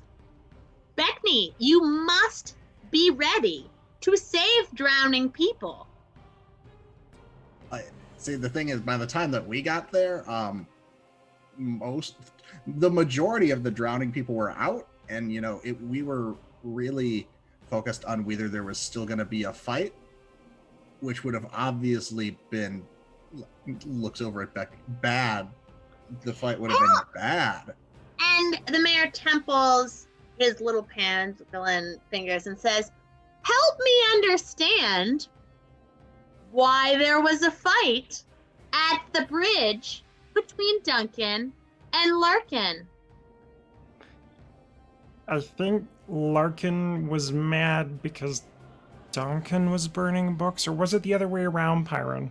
It really kind of seemed like a matter of town honor at some point. Help me understand why those two distinguished gentlemen who are your uncles were publicly fighting instead of doing their good work. passion. Where do you suppose did Larkin get the idea that books were burning? Really good sense of smell. Yeah, I mean, I think maybe Uncle Toots might have burnt some toast earlier. And he leans in. And he does that thing where he says, I'm going to give you one chance to come clean with me. And you have no idea how much he knows. It's usually a lot, but not always. I have a feeling Uncle Toots might have sold us out a little bit. He usually Tiny does. bit. Can we try and gut feeling this? I was gonna say I would go love for to. it. Yeah. Go for it. How much trouble are we in?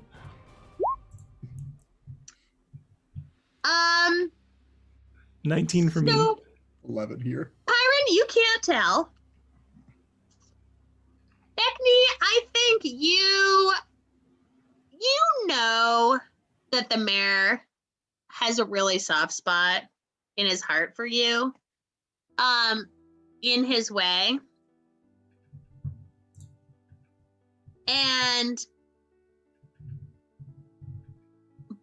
But it's a lot of trouble. Mm-hmm. Yeah, there's sort of trouble on a couple levels. The mayor's mad that you allowed drowning in the town. Sort of like, but also mad at the scene. The mayor is primarily angry at the optics. Well, a couple things. One is the mayor's mad that old people almost drowned. The second thing the mayor's mad about is that the optics of them fighting. And the third thing is that you didn't save the drowned. So I think Beckney will start off by saying, well, Mayor, I was never taught to swim.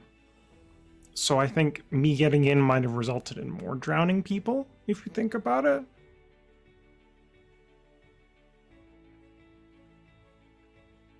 And I mean, with Pyron, I need him to show me where we're going. So I don't know that we would have helped much. If I had jumped into the water on my own to try and help, then Beckney could have gotten lost. Or fallen in. Irrelevant to the point. The point of this discussion being at this time, how did your very distinguished, well-read, and well-respected in this town uncle and, might I add, his brother, who is the past president of the League of Other Children who are not your friends, and currently has not one but 2 scholarships to that league named after him, how did they come to be fighting on the bridge? I think Beckney's gonna look over at Pirate and just do like a big exaggerated shrug of the shoulders, like, have you asked him? Perhaps I have. We were just so surprised by the whole thing. At first, he's really been trying to get us into plays lately. So at first I thought they might have been rehearsing a scene, but I don't think that's the case now from this discussion. Mayor.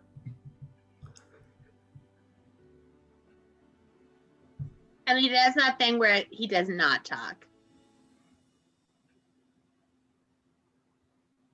I think Beckney will lean over to Pirate. It's like, is he doing the not talking thing? Mm-hmm. All right. And Beckney will just sit quietly, like hands in the lap, but legs are still kind of wildly dangling.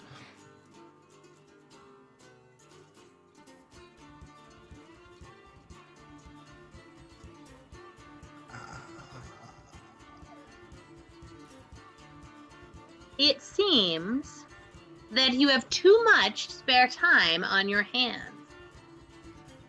I'm not seeing I the don't think so. I'm not seeing the math there. Yeah, no, neither am I. I think I Larkin feel like taught us Larkin would pretty have good told math us on to see that. the work. Math. I feel like Larkin would ask to see the work on that. Yeah, I don't know that it adds up. And I mean, And you we might shall do say, additional mathematics as well as learning more first aid. And you will need to do, I will need to see a 7-page paper on book appreciation on my desk in 3 days from each of you. how It many may, of those? it may not be double spaced. How many of those pages can be illustrated? 1.5.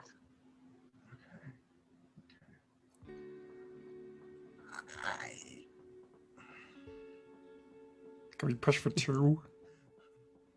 You are dismissed at this time. We will have dinner. There will be guests. You will act appropriately. In the meantime, you will find both of your uncles who are downstairs in the lounge, and you will apologize to them for inciting a riot. Now, Mayor, I know we've been dismissed.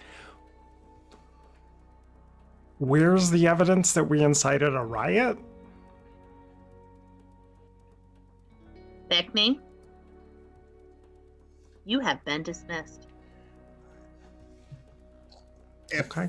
I also know that we have been dismissed, Mayor, but Tyron, I mean, if the person responsible for inciting the riot, you have been dismissed. okay, Beckney just gives a look. As soon as they're turned from the mayor, they give Beckney or Pyron a look of like, And the mayor's completely ignoring you at this point and like working. Remember, kids, this is why you don't tell little white lies. so we tell big white lies. Yeah. Frame somebody else for. I'm gonna freeze frame on you guys and have you decide how you're going to deal with your uncles in a moment, and we are going to go over to Veshna and Callie, who are getting a somewhat similar lecture from Heru, who is Veshna's father, who I do not remember the character voice for, but so we're just gonna make up a new one. And he is, I think he's like a tear, Oh my god. and he's like,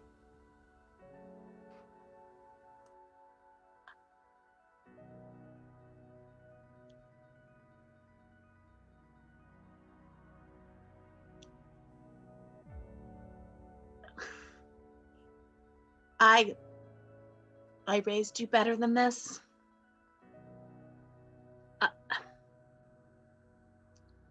I cannot believe how rude you were at the beach when Wisteria saved your life. You Daddy! could have died. Daddy, it wasn't Wisteria. You could have died.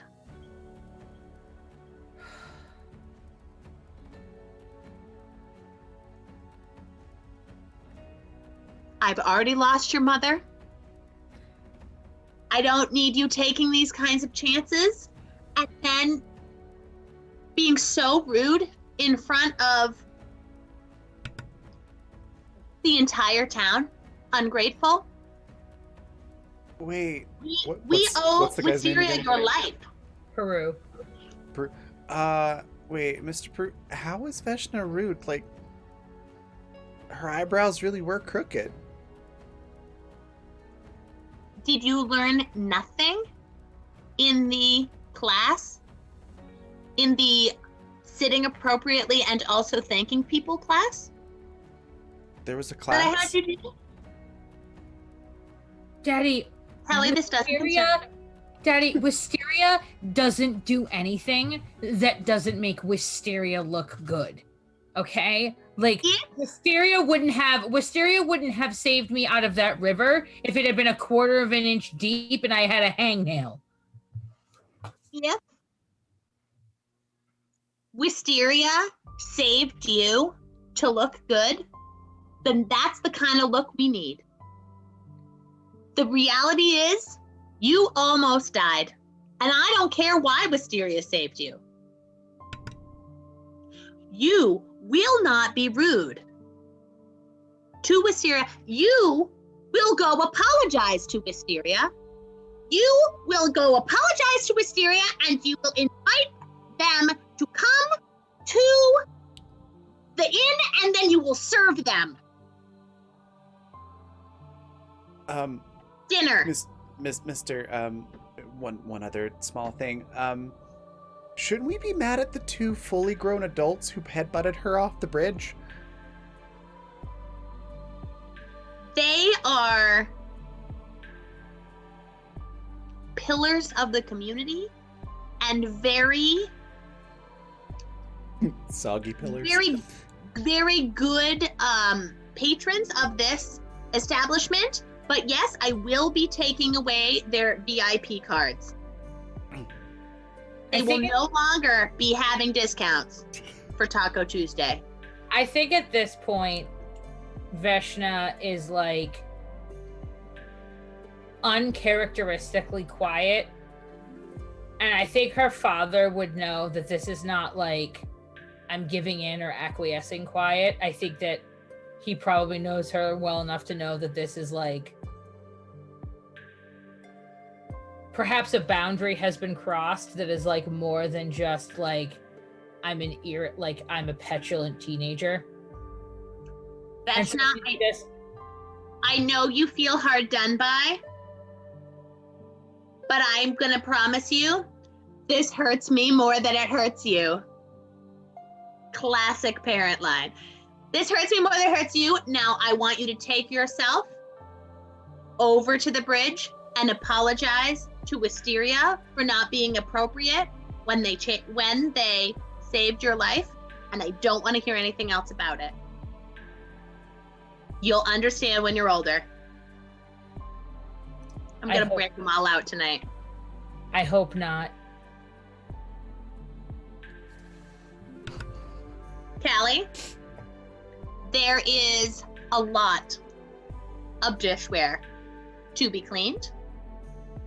Your job here is to keep people in the inn safe, including Veshna, and I would appreciate a little more thoughtfulness about your job and a little less running away to, get involved in other people's arguments. We weren't in the inn at the time, and it was before breakfast, so I mean, technically it wasn't my job at the time. Mm-hmm. Again, two fully grown adults caused a public disturbance and assaulted Veshna, and I jumped in and did the best I could to resolve the situation. And nobody died. So I think I did a public service, really. My understanding from Mimsy and Skeeter, unless you would like to tell me that they're wrong, which would be a first in the hundreds of years that they have been alive, is that I'm not very smart, but that seems mathematically impossible. You two ran and got in the middle of it I just want to remind you that you are here because of my long-standing relationship with your parents. And that if you being here in the town becomes more of a distraction than a help, then I am happy to send you home to harvest potatoes. Please go work. And he's gonna sort of like do that parent thing where they like have the last word and then they like walk off, like grumbling to themselves, right? Callie just shrugs and goes, "Why do I feel like I'm getting the right message from the situation and they're not?" Yeah, that must be like to the camera thing. It's like to Veshna, like, Right. Well, Veshna, are you still there or have you slunk out? Nope. As soon as Veshna said, "I hope not," she went upstairs to ostensibly change, and okay. is absolutely so. She is packing her bag, with some items, and she has the painting tube. She's got like, her waterlogged items, but the tube with the picture she drew for Fen is in there. And she has written a note for her father that she is going to put into the town mail so that he doesn't get it right away. And she is going to walk downstairs with like what looking very typical, right? Peru's not going to understand that she doesn't have all of her school books in her bag. She has like 4 changes of clothes and like all of her snacks. And she is going to go to the walk-off as her father asked, in the direction of the bridge and the water house. In the meantime, I think we're going to go over to Fen. Before we do, I wanted to make one note of something else that Callie's gonna do. Callie goes to wash the dishes and does a horrible job. Not because she's mad, because she's horrible at cleaning dishes. And I feel like she probably drops like a quarter of them and breaks some. Does it ever get to a point where what is his name? Why does it keep escaping my mind? Peru. Beru. With E, I think. Peru. Right? Peru. Veshna? Okay. Mhm.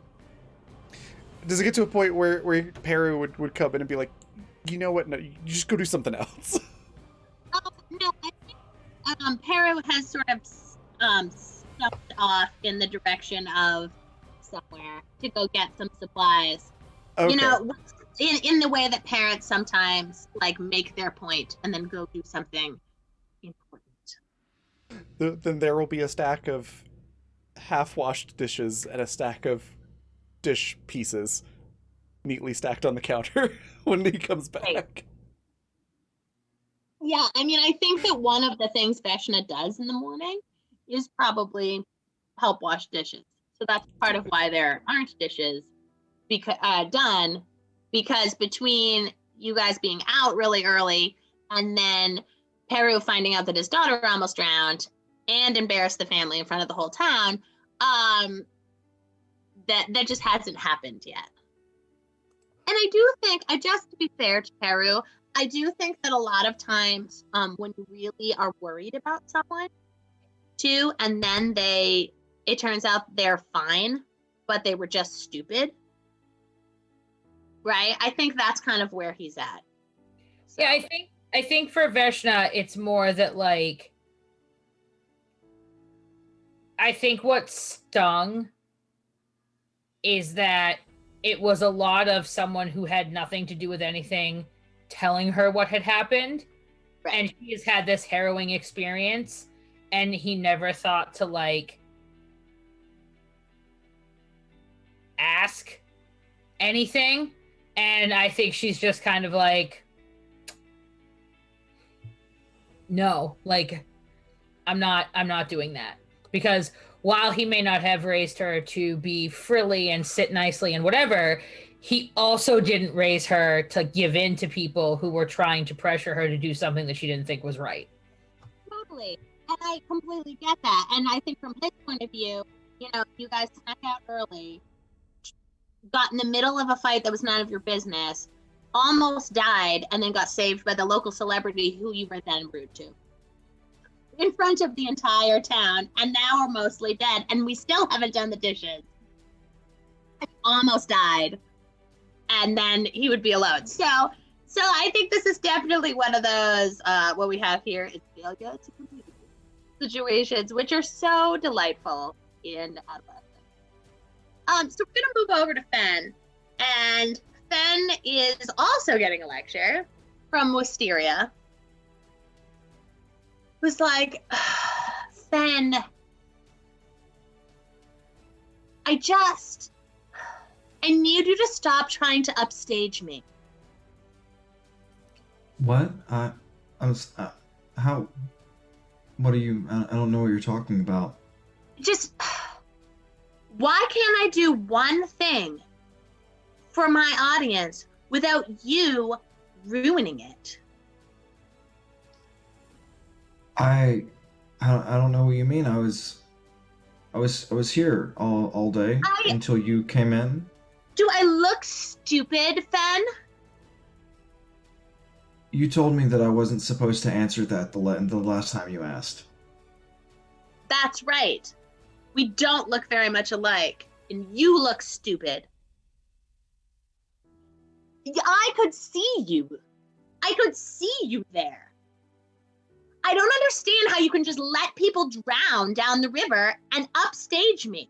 Good thing I saved those old people. Yeah, they would have been a little bit wetter. I did not get to do my final aria. Well, that, now you have a hook to get them to come back next time. Last time they were denied a show so you could save a life, and now you get to you get to have the...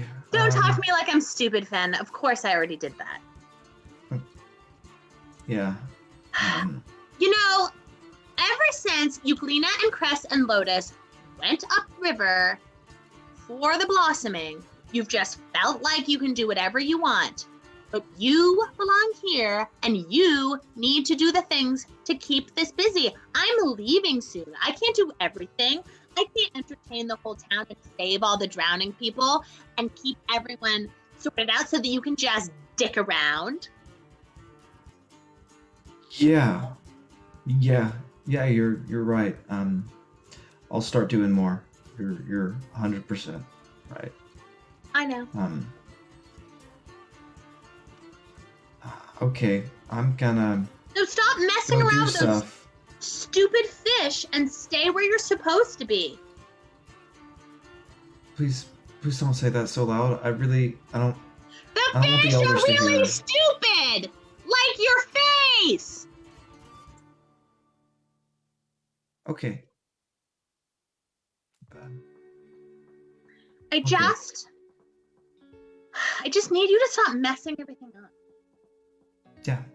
I'll do more. Like, I if you're promise. gonna drown your friends, drown them already. Or save them, but don't leave it for me to clean up. Yeah, you're right. And they're gonna sort of flounce off. Um, Angrily.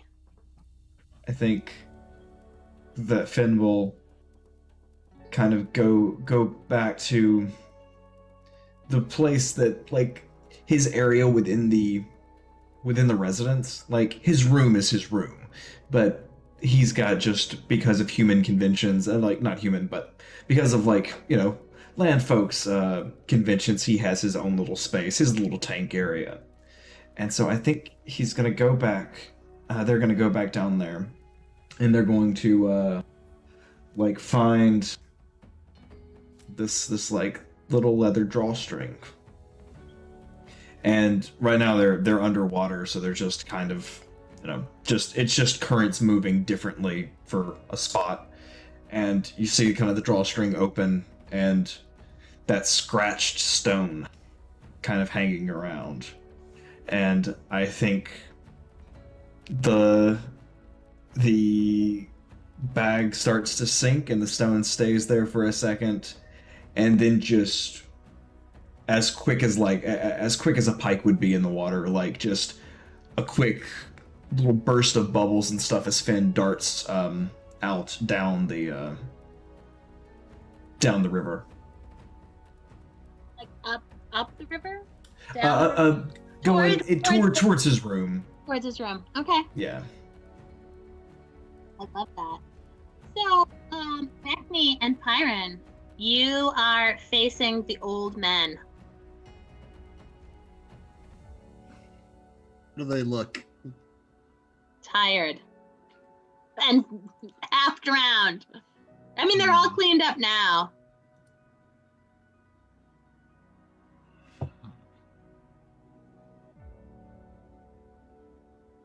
And Uncle Toots is like, Oh shoot! There's a witness. That's important information. It is.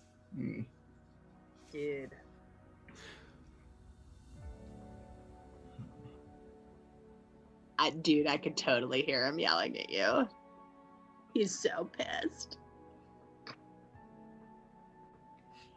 No, dude, you have to understand, like, I'm a disappointment, right? The others haven't come back. Like, it's gonna be up to you, Pyra. Like, Beckney, like, one of you guys gotta be the mayor next. You gotta, like, step it up.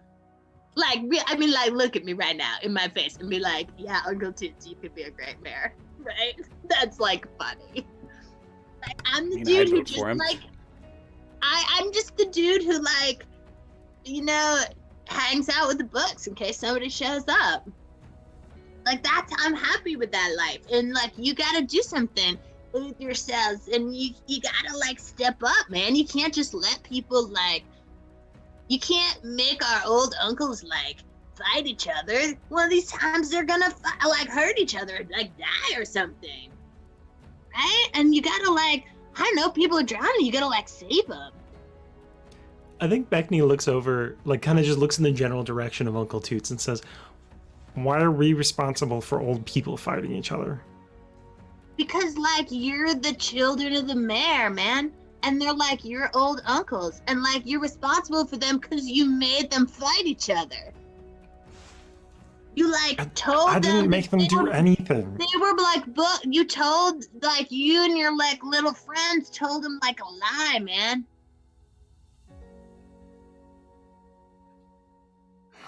To me, that looked like that, you know, I feel like someone should say it. Maybe that fight was for the best, because there was a lot of resentment that had been built up there that was clearly just bubbling up. Dude, I am not the person you've got to convince. I'm just saying, like, your uncles are old, man. You can't, like, make them fight each other because you don't want to do your work. We didn't make them fight each other. Did you see us drag them on the bridge and make them yell at each other? Dude, what you set into motion is a chain of events that cannot be left undone. Think about that.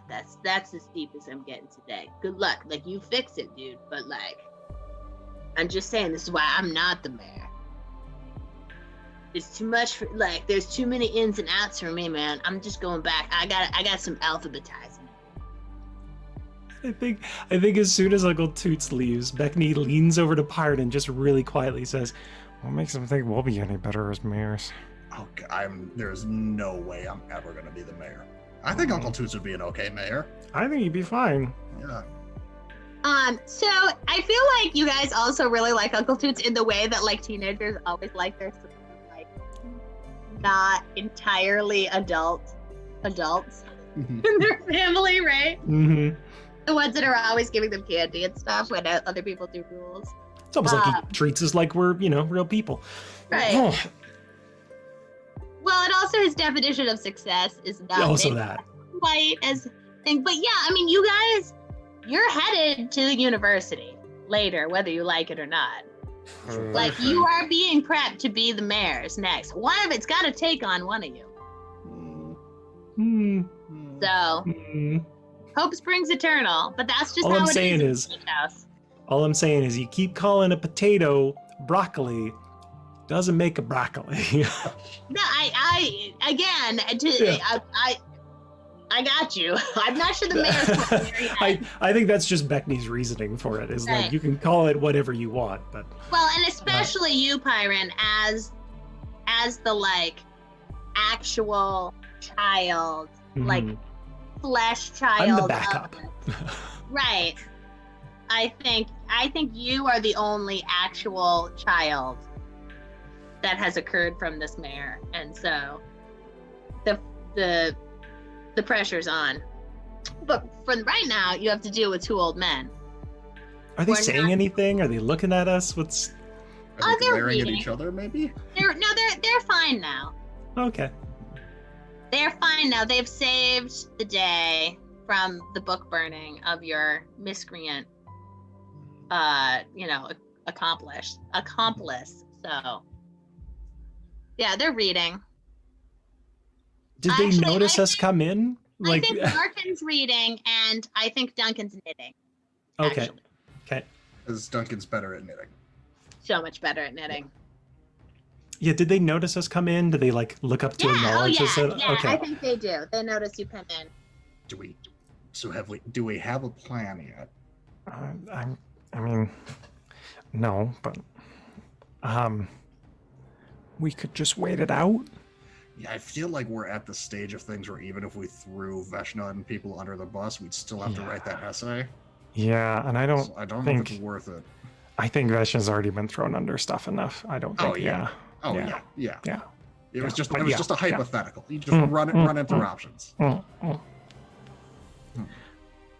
Is there anyone else we can blame this on?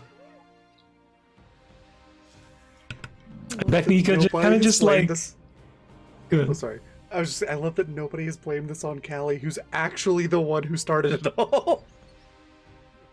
Listen, we may all be shitty kids, but you protect your shitty kid friend. That's, Yeah. Sorry, you were Um, saying. I think Beckney just kind of does a head motion to Larkin and Duncan. It's like,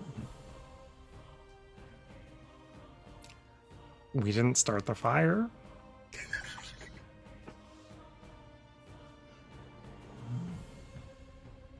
Let's see. I want you to roll a gut feeling. okay, Oh sure. it's like one of my best ones, so fingers crossed. Oh hey. All right, okay. You two get the feeling that if you sit there long enough, they might fall asleep. That's what I was That's thinking, what I was actually. thinking, too. Yeah. Okay, so I got a plan. Beckney goes over to, I presume we just have like a trunk or like an ottoman full of blankets, right? It's an old house, stone house. You've always got blankets kicking around. So Beckney They're will go all over. knitted They're- and yeah, crocheted exactly. blankets at various stages of professionalism. So Beckney just pulls out a big armful, motions over to Pyron and like hands him half of them, and goes over to Larkin and starts kind of placatively, almost like submissively, draping the blanket over his feet and, tucking it in and, making it nice and cozy and not saying anything, but No, just making it's- it clear that they're like pretending to look sorry. We're not talking yet because we're busy fluffing pillows too. Exactly. And So it's make I it think we real need to get cozy. some tea. We could stoke the fire. Definitely need Mhm. some tea. Oh my gosh, I love it. I'm not gonna lie, I've actually done this with my mom. It works. It totally works. Okay. All right. You know, and I feel, to be fair, I feel like one of the things we've probably learned in our lessons is how to talk around a subject so long 100%. that the group falls asleep listening anyway. Absolutely. I don't like that nat 20 though. No, I know it's a good one. I was Okay. this was gonna be for sleepiness. I was like, I'm just gonna see how sleepy they are. They They're just really tuckered themselves out. Yeah, that's what it said. I love this idea that you've got them all tucked up. Listen, if you tell a white lie and you get caught at it, you tell another white lie and you just keep that going like a train with tracks running ahead of it, and eventually you outrun the problem. I'm sure that's how it works. That's That's a totally how it super middle school way of thinking. It sure is. Okay, good character acting. So what are you folks gonna do now? I think after they're dozing off, maybe we'll pull out like wherever the arts and crafts corner is, and just throw together like some shitty homemade like Valentine type thing. It's just like a "we love our uncles" or something like that. Still never admitting. Totally. Totally. We're sorry that happened to you. Yes.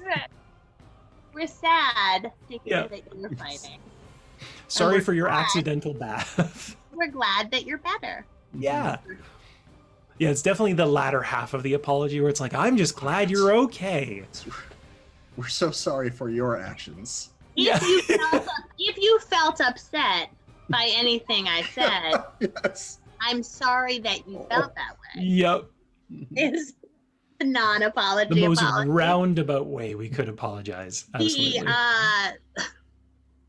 Not to make this too political, but the white boy RPG designers who have been caught being jerks Mhm. apology, right? Mhm. If No, you were uncomfortable, absolutely I'm that. sorry Yeah. you Yeah. felt that way. I'm sorry that you want me to be sorry. I'm sorry that Right. that's the case. Yeah. I can't try I to have be seen sorry. so many of those apologies. It's gross. Same.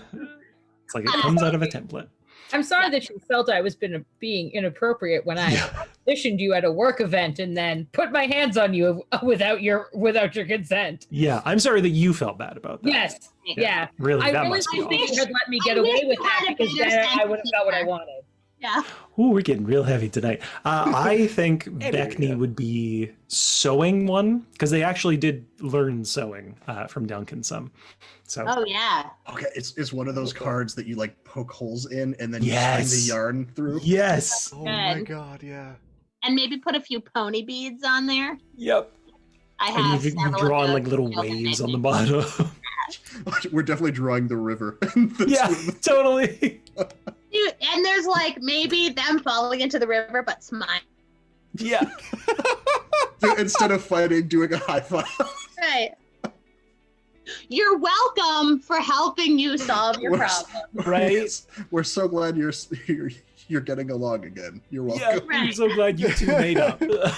I'm sorry you Have fun on two your were bath. fighting. You know what I'm it glad is? you made up. Just like a river dividing in two, eventually you made up together. Yeah, and I think as they're falling, one of them has like a bubble that says like, "What are we doing?" It's terrible. I approve. Yeah. So yeah, once that's done, I think Beckney would be like nudging Pyron, like, What are we doing next? What's the plan? How are we getting out of dinner? I mean, we should probably see who dinner's with. Because, I mean, what if dinner's with, I don't know, someone fun? There's got to be fun people, right? But that mayor said we had to act appropriately, whatever that means.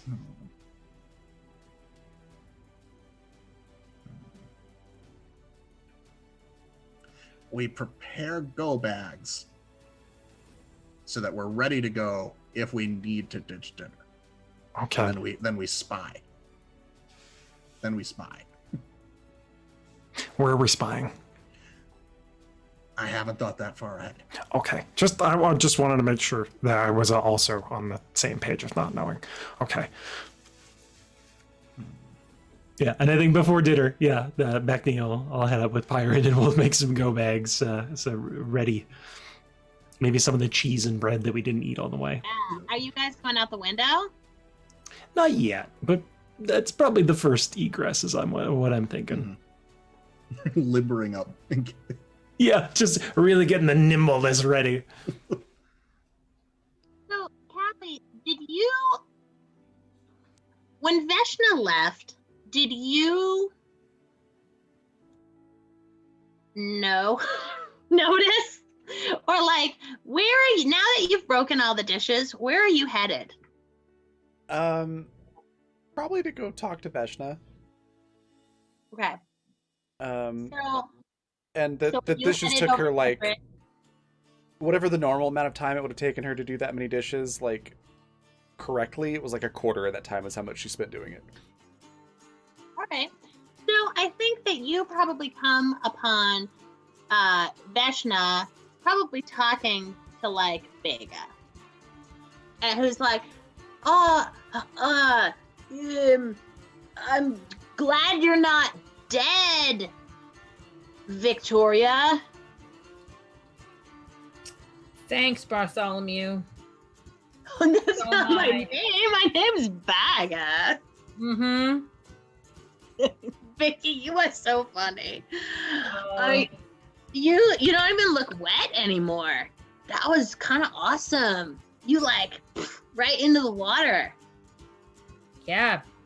You should try it sometime. Yeah? Yeah. I mean, I don't know. I Strong- mean, maybe if Callie was watching. I gotta talk to Callie about it. Callie knows like about it. Yeah. Where is Callie? Probably up to her elbows in last night's pot roast about now. That's weird. Yeah.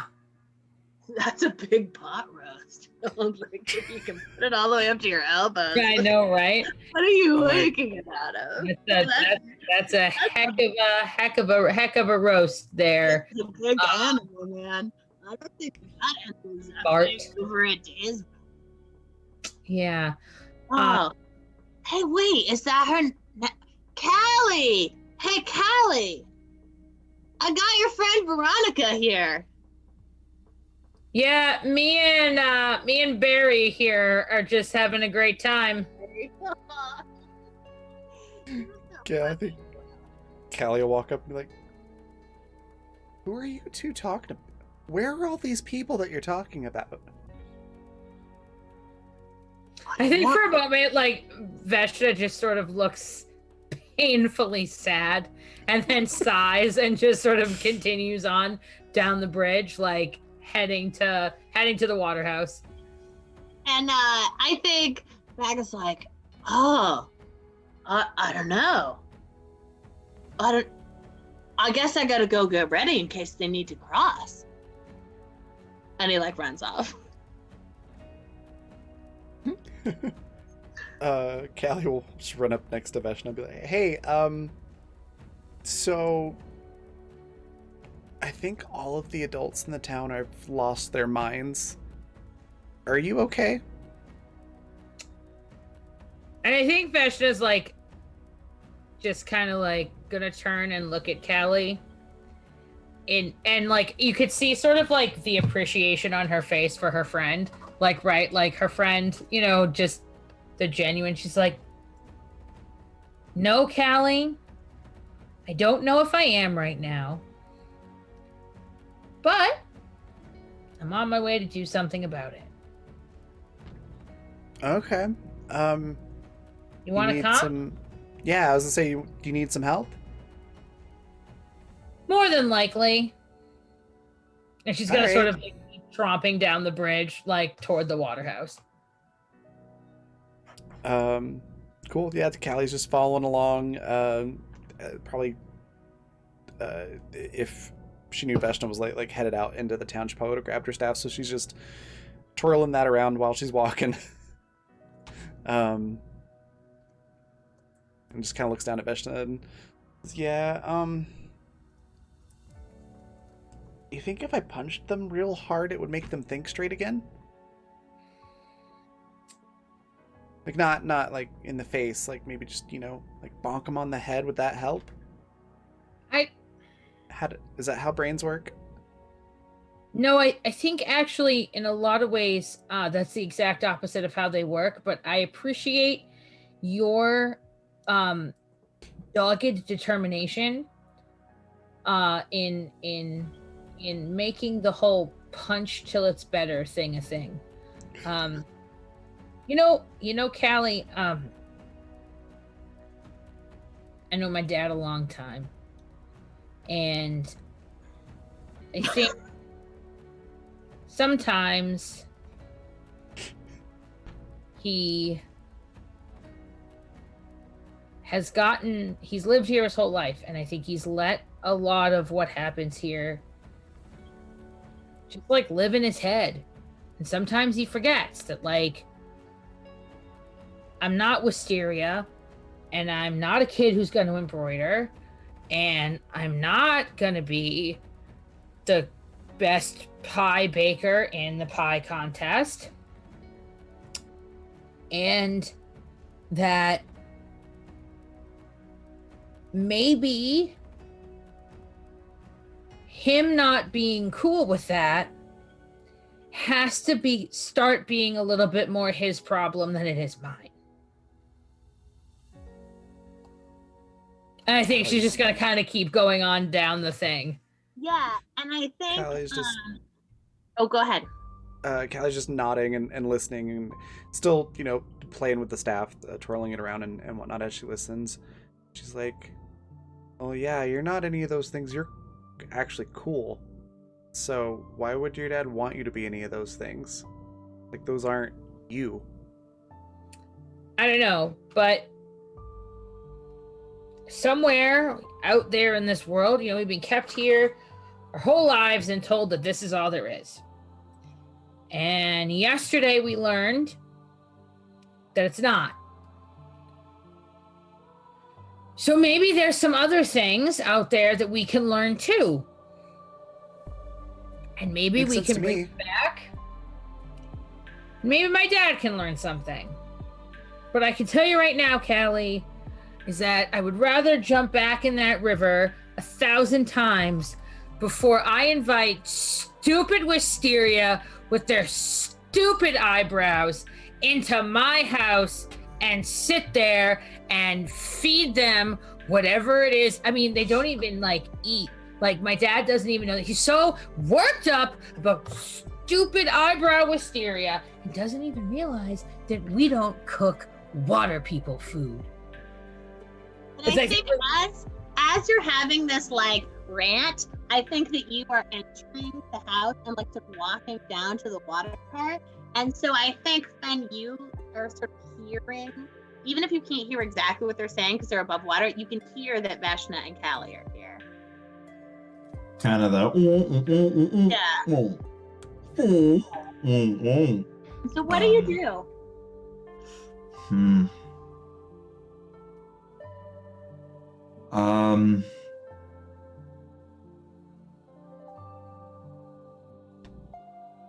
Can I roll? Can I roll a gut feeling? Sure. Huh? Sure, because we've established they can't actually come to you without your help.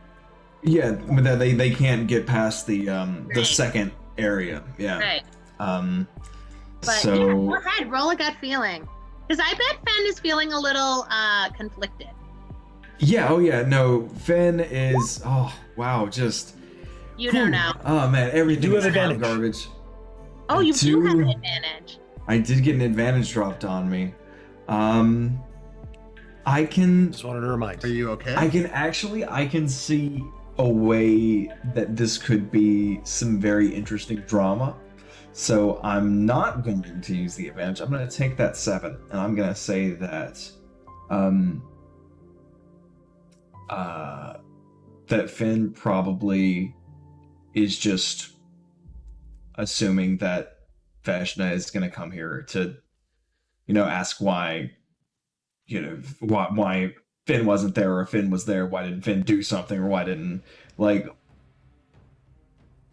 Finn's fucked this situation up on literally every occasion, except for that very last cast, and has just kind of made the wrong decision at every turn.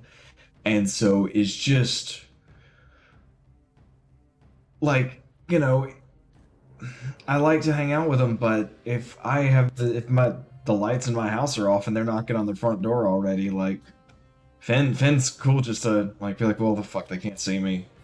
And so I think Finn will just assume that they're kind of here to add on to the shit and go go back past that little halfway point. I think maybe they stop for a second in the little halfway point where everybody got a breath last time, and like try to like maybe actively listen a little bit, and then just there, it's not going to be good, and heading off down there, listening, but like kind of hoping that they just any other day, but not today. You can't, like, I can get yelled at by Wisteria every day of the week. I can disappoint the townsfolk and the elders every day of the week, but I can't do that and not be there for friends on the same day. So it's easier just to pretend I'm not there. So I'm gonna be off in my room. All right.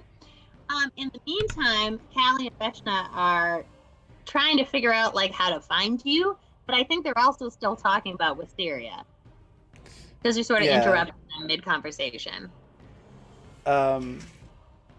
Yeah, when Veshna goes on and on about like Wisteria, Callie's gonna look at her and go, so the whole Wisteria thing, like, you know me, I don't pick up on everything. I don't really like her, but like,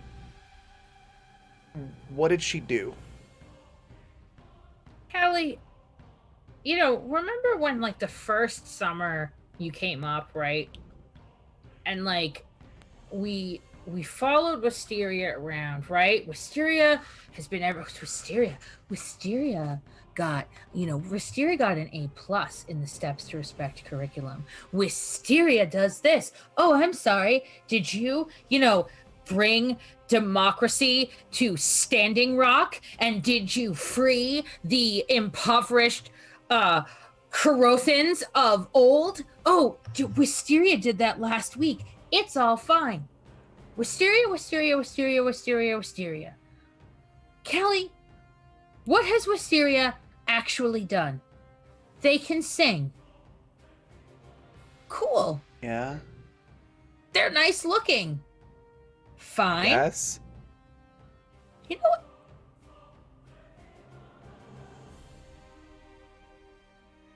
You know, like, you got Fen, right? And Fen just sort of like is always kind of there. You know, Fen is there. You got like a fire.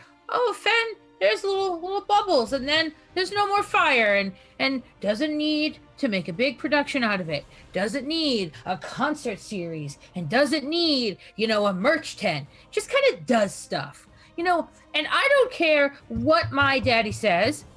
It was not Wisteria who picked me up out of the water, because Wisteria was too busy posing for caricature artists while holding, you know, Doofus and Dumbass to keep them from smashing horns together. And you know what they did, Callie? They decorated their sibling. Wow. Fen doesn't need decorating. No, Fen doesn't need decorating. And for Fen's entire life, Fen has been led to believe that Fen needs decorating. The same way that we have been led to believe that we need Wisteria. And you know what? Maybe I'm not going to join the League for people, other children who are not your friends, but darn it, I'm going to stick up for my friends. And I think as awkwardly as one can like stomp their foot in a room that is 80% water, like Veshna is going to kind of like weirdly sort of stomp and kind of... Callie sort of gets fired up at that. It's just like, I didn't know that she was doing that, so... Oh, punching water won't do anything. No, there's probably a sibling. No, that's my chair. Water. Don't punch that. That's my chair. Don't break my chair. Don't break my furniture. Why can't I have nice things? I love this particular arrangement of water molecules. Don't fuck that up. Yeah, Callie's just like, oh, it won't do anything. And so she'll like just mumble and mutter for a few seconds, you know, just try to work out like, like how can I, punish this person for being so bad, and eventually just kind of sighs and goes, all right, well, I don't know what to do to fix it. I'm good at punching things. You're smart though, Veshna, so whatever you want to do to fix it, I'll help you. I don't know how to fix it either, but I'm certainly not going to fix it by acting like one of their stupid fans over some stupid dinner for something they didn't do. They can't wait to get out of here, out of this town, to go and be famous in the big city after everything that everyone has done for them. Yeah. They're so important to everyone, but the first thing they're going to do is go down and hang out with somebody else and leave us behind the same way so many other people have. Well, fine. They can take their fan club. I'm going to stick with my friends. It's too bad you can't, stick her in a bottle. I would just chuck her out of the town. I mean, that's kind of... We tried that with a sponge at one point, and it was... I don't want to retell the story, and she kind of looks around and looks over at Callie in that way that children do when they're modeling things that adults say and they don't quite understand what they mean, but they almost have the context. Leans over and says, "Mixed company." He doesn't understand what that means, but someone said it once, and we don't say that in mixed company, and is just gonna say, I don't know. I say just let them go. So I'm gonna stop you guys there, and I think so. We're gonna stop tonight in a place of transition, and you've got Pyron and Beckney sort of packing go bags in case they have to figure out who's coming to dinner. Fen is hiding in their room, sort of trying to figure out if they still have friends. Veshna and Callie are trying to figure out their next move, and next week we'll have Sage, who has missed a lot of tea. And so we'll just sort of leave them in a way that's unfinished, which is a lot of what it feels like to be an adolescent, especially, with their unfinished business. And next week we can see what happens. The gang is on the move. All So right. That was a lot of fun. Yeah, I think we're all about ready to yeet Wisteria out of here, along with all the adults in the town. We're going to go on a raid here shortly, but before we do, I'm going to let everybody say what their favorite part was, where we can find them next, and anything they'd like to share or plug. And then if you would like, pick a raid cry from any one of the great one-liners in this episode, and throw that into chat. We'll make that our raid cry as we go on the raid. So we'll go reverse order from how we started. So Calliope, what was your favorite part? Where can folks find you, and anything you want to share or plug? So what I feel like this is the episode where we started to see who these characters are. So it's hard for me to say one thing that was my favorite. I think all my favorite parts were I guess maybe just the heartbreak of trying really hard to help your friends and having it not work out when you're adolescent is super hard. So my favorite worst part was Fen's failure and Wisteria taking all the credit. But it was all great. Thank you. Awesome. All right, then we'll hop over to Pat. Same questions. Yeah, I already blanked on the questions. I'm just gonna dive in with answers to questions I don't remember. Yeah. Favorite part? Where can folks find you? Anything you want to share, plug? Favorite part? The all of the NPCs just got me so much this episode. The Wisteria bullshit, but then I can't listen to Uncle Toots at this point still without cracking. And the being scolded by Mayor Dad and just all of it. I was I can't, I need to go I need to go somewhere else. Yeah, I'm Pat. I'm a Tactric on Twitch and Twitter. You can find me at those places where I play games, video games, tabletop role-playing games. Sunday nights, you can catch several of us in our Urban Shadows game, Rubytooth Bay. Not this coming Sunday because I'm going to be traveling, but most Sundays, and it's very fun. And then new news. Zan, do you mind if I hype this one? Yeah, we put a sign-up sheet for looking for folks to play a 3-part They Came From Beneath the Sea game that Zan is going to be running, of us all as the same actors, former child actors, who are then going to be playing in a movie, the sequel to that movie, and then the eventual prequel to that movie series.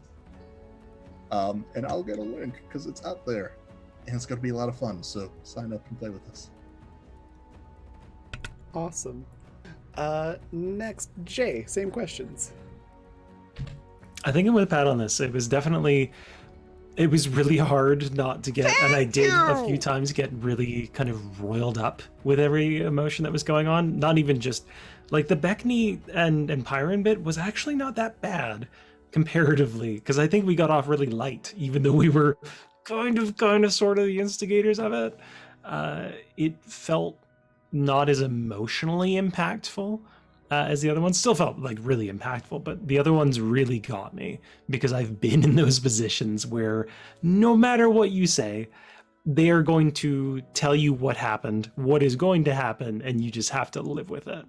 And that hit a lot harder than I was expecting. Other than that, though, I would say I really liked the Veshna-Callie relationship this episode. Like that whole kind of back and forth of Callie not always knowing what's going on, but always being there as a friend, and Veshna just going off the chain multiple times, and the people around her either don't appreciate it or don't care. And it was so like weirdly disheartening, but also good to watch, to see that level of kind of complexity come out of Veshna, which was really, really cool. Yeah.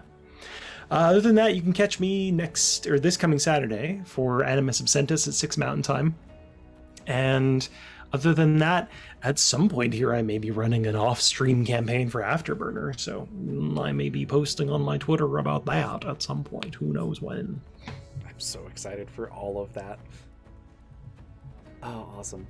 All right. I see. You're next. So, favorite part, where can folks find you? Anything you want to share or plug? Oh, snap. Oh, man. So favorite part, that's hard. Has not gotten easier listening to all my castmates recount their favorite parts. I think favorite part is probably reliving a lot of my childhood conversations in this, public setting. Great. Love that. Really, brings me back.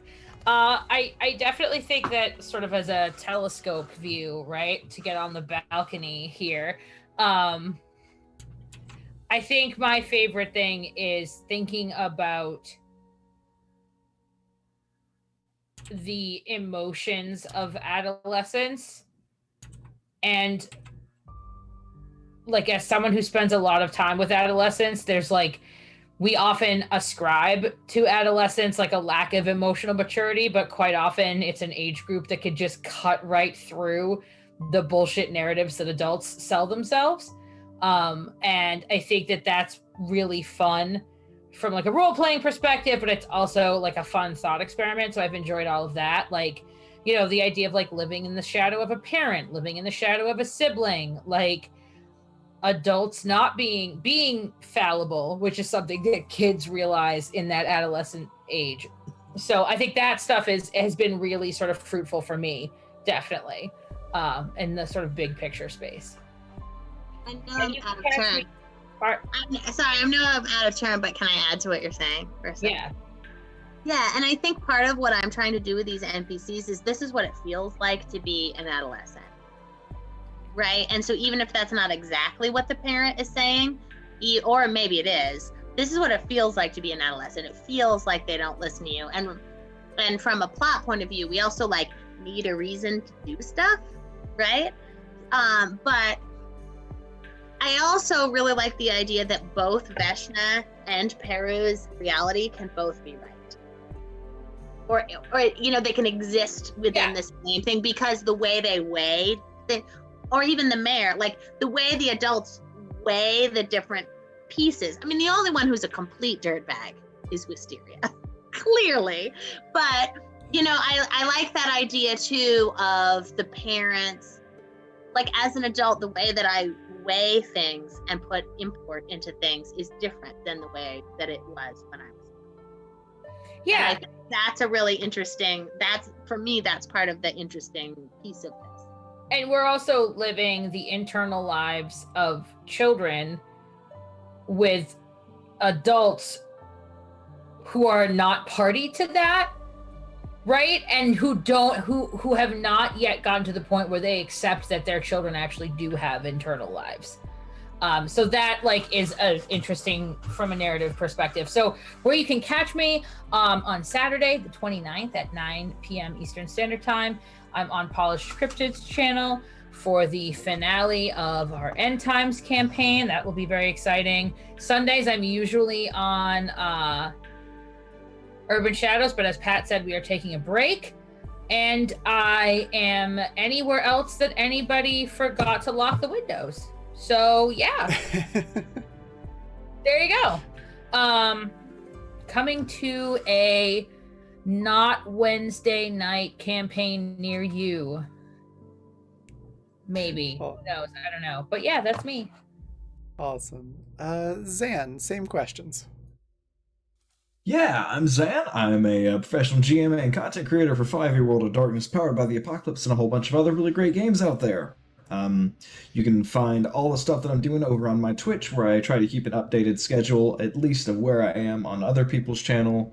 And you can follow my Twitter or Twitch to get updates whenever I go live with, my sporadic spur-of-the-moment stuff. Also, just to back up what Pat said, 100%, everybody should go sign up for that game. It's going to be wonderful. Inspirations include Scooby-Doo, Beetleborgs, Beast Wars, and, Power Rangers probably somewhere in there too, for just being... And, of course, the Mystic Knights of Tir na Nog. But we're going to have some wild fun with that. My favorite part is... I really enjoy seeing the, because all of our respective households have their own bullshit, and I like seeing that we all pretty much we're not all privy to the bullshit as publicly as everybody knows that Finn gets a hard time with Wisteria. We're not all super privy to the bullshit in each other's lives, and so it's really nice to even in this fictionalized setting, even nobody really has a perfect house life at this age, and it's nice to see that in the different flavors of uncomfortable that it is. I really like that, and also I really liked failing at everything. Just dice demanded character growth, and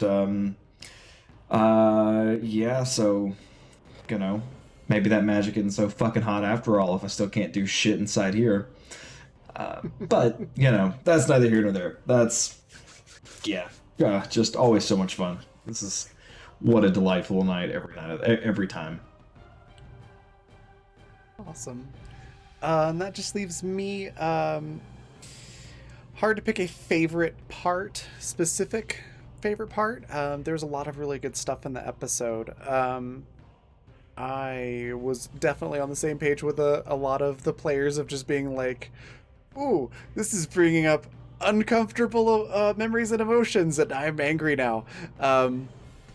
But I actually, so without going into too much detail, I was definitely in one of those households where you couldn't show a modicum of frustration at disagreeing with parents.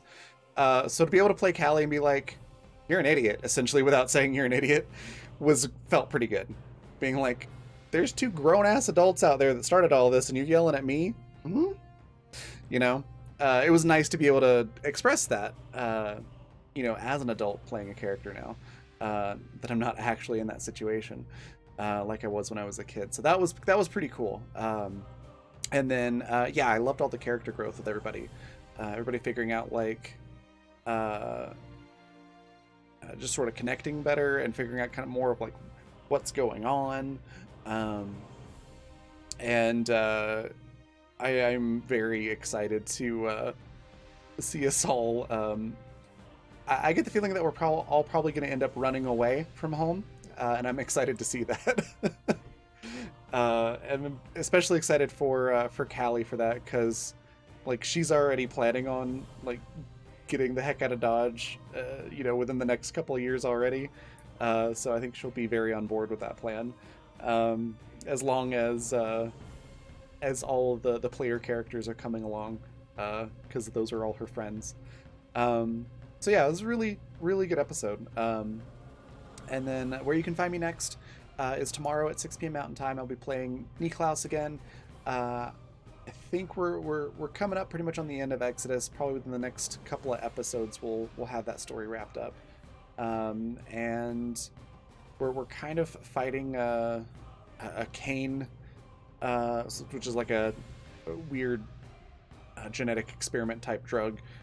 So that sort of influenced Doctor that we're supposed to kill and bring back to the mob boss, so we can get out of the sunken city.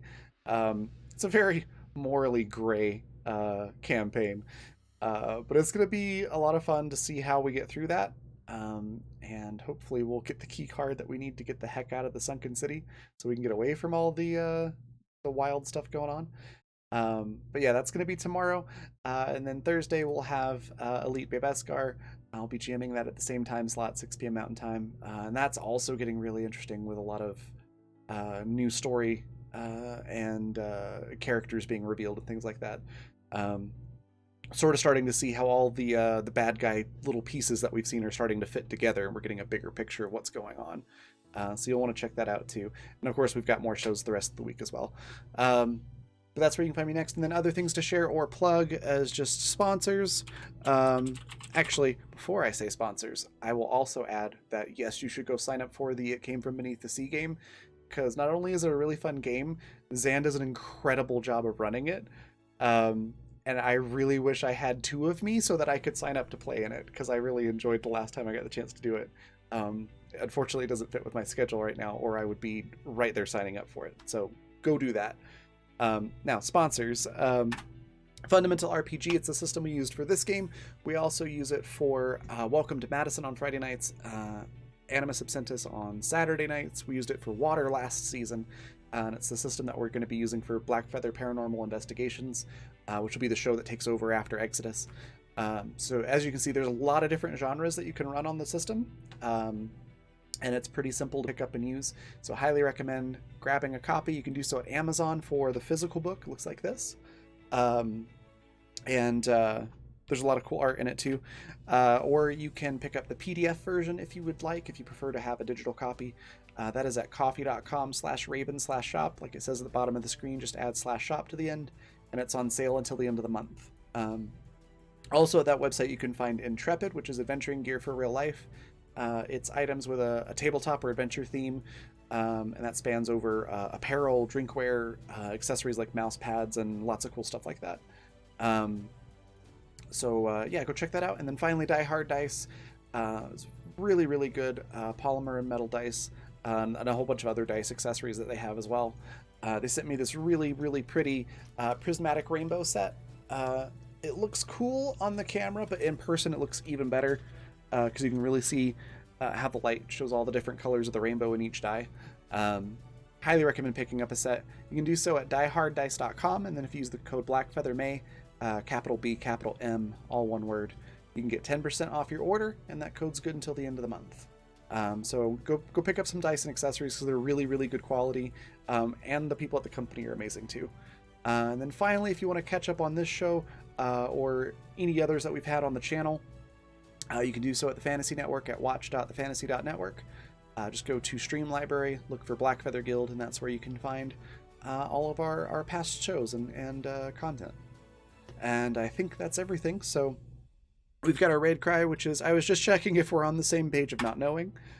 Feel free to copy that right out of chat. And we're going to go raid the folks over at Nerdsmith, another great channel and community. Highly recommend giving them a follow if you're not doing so already. They're all pretty great over there. And then I will see you all tomorrow. Bye, everybody.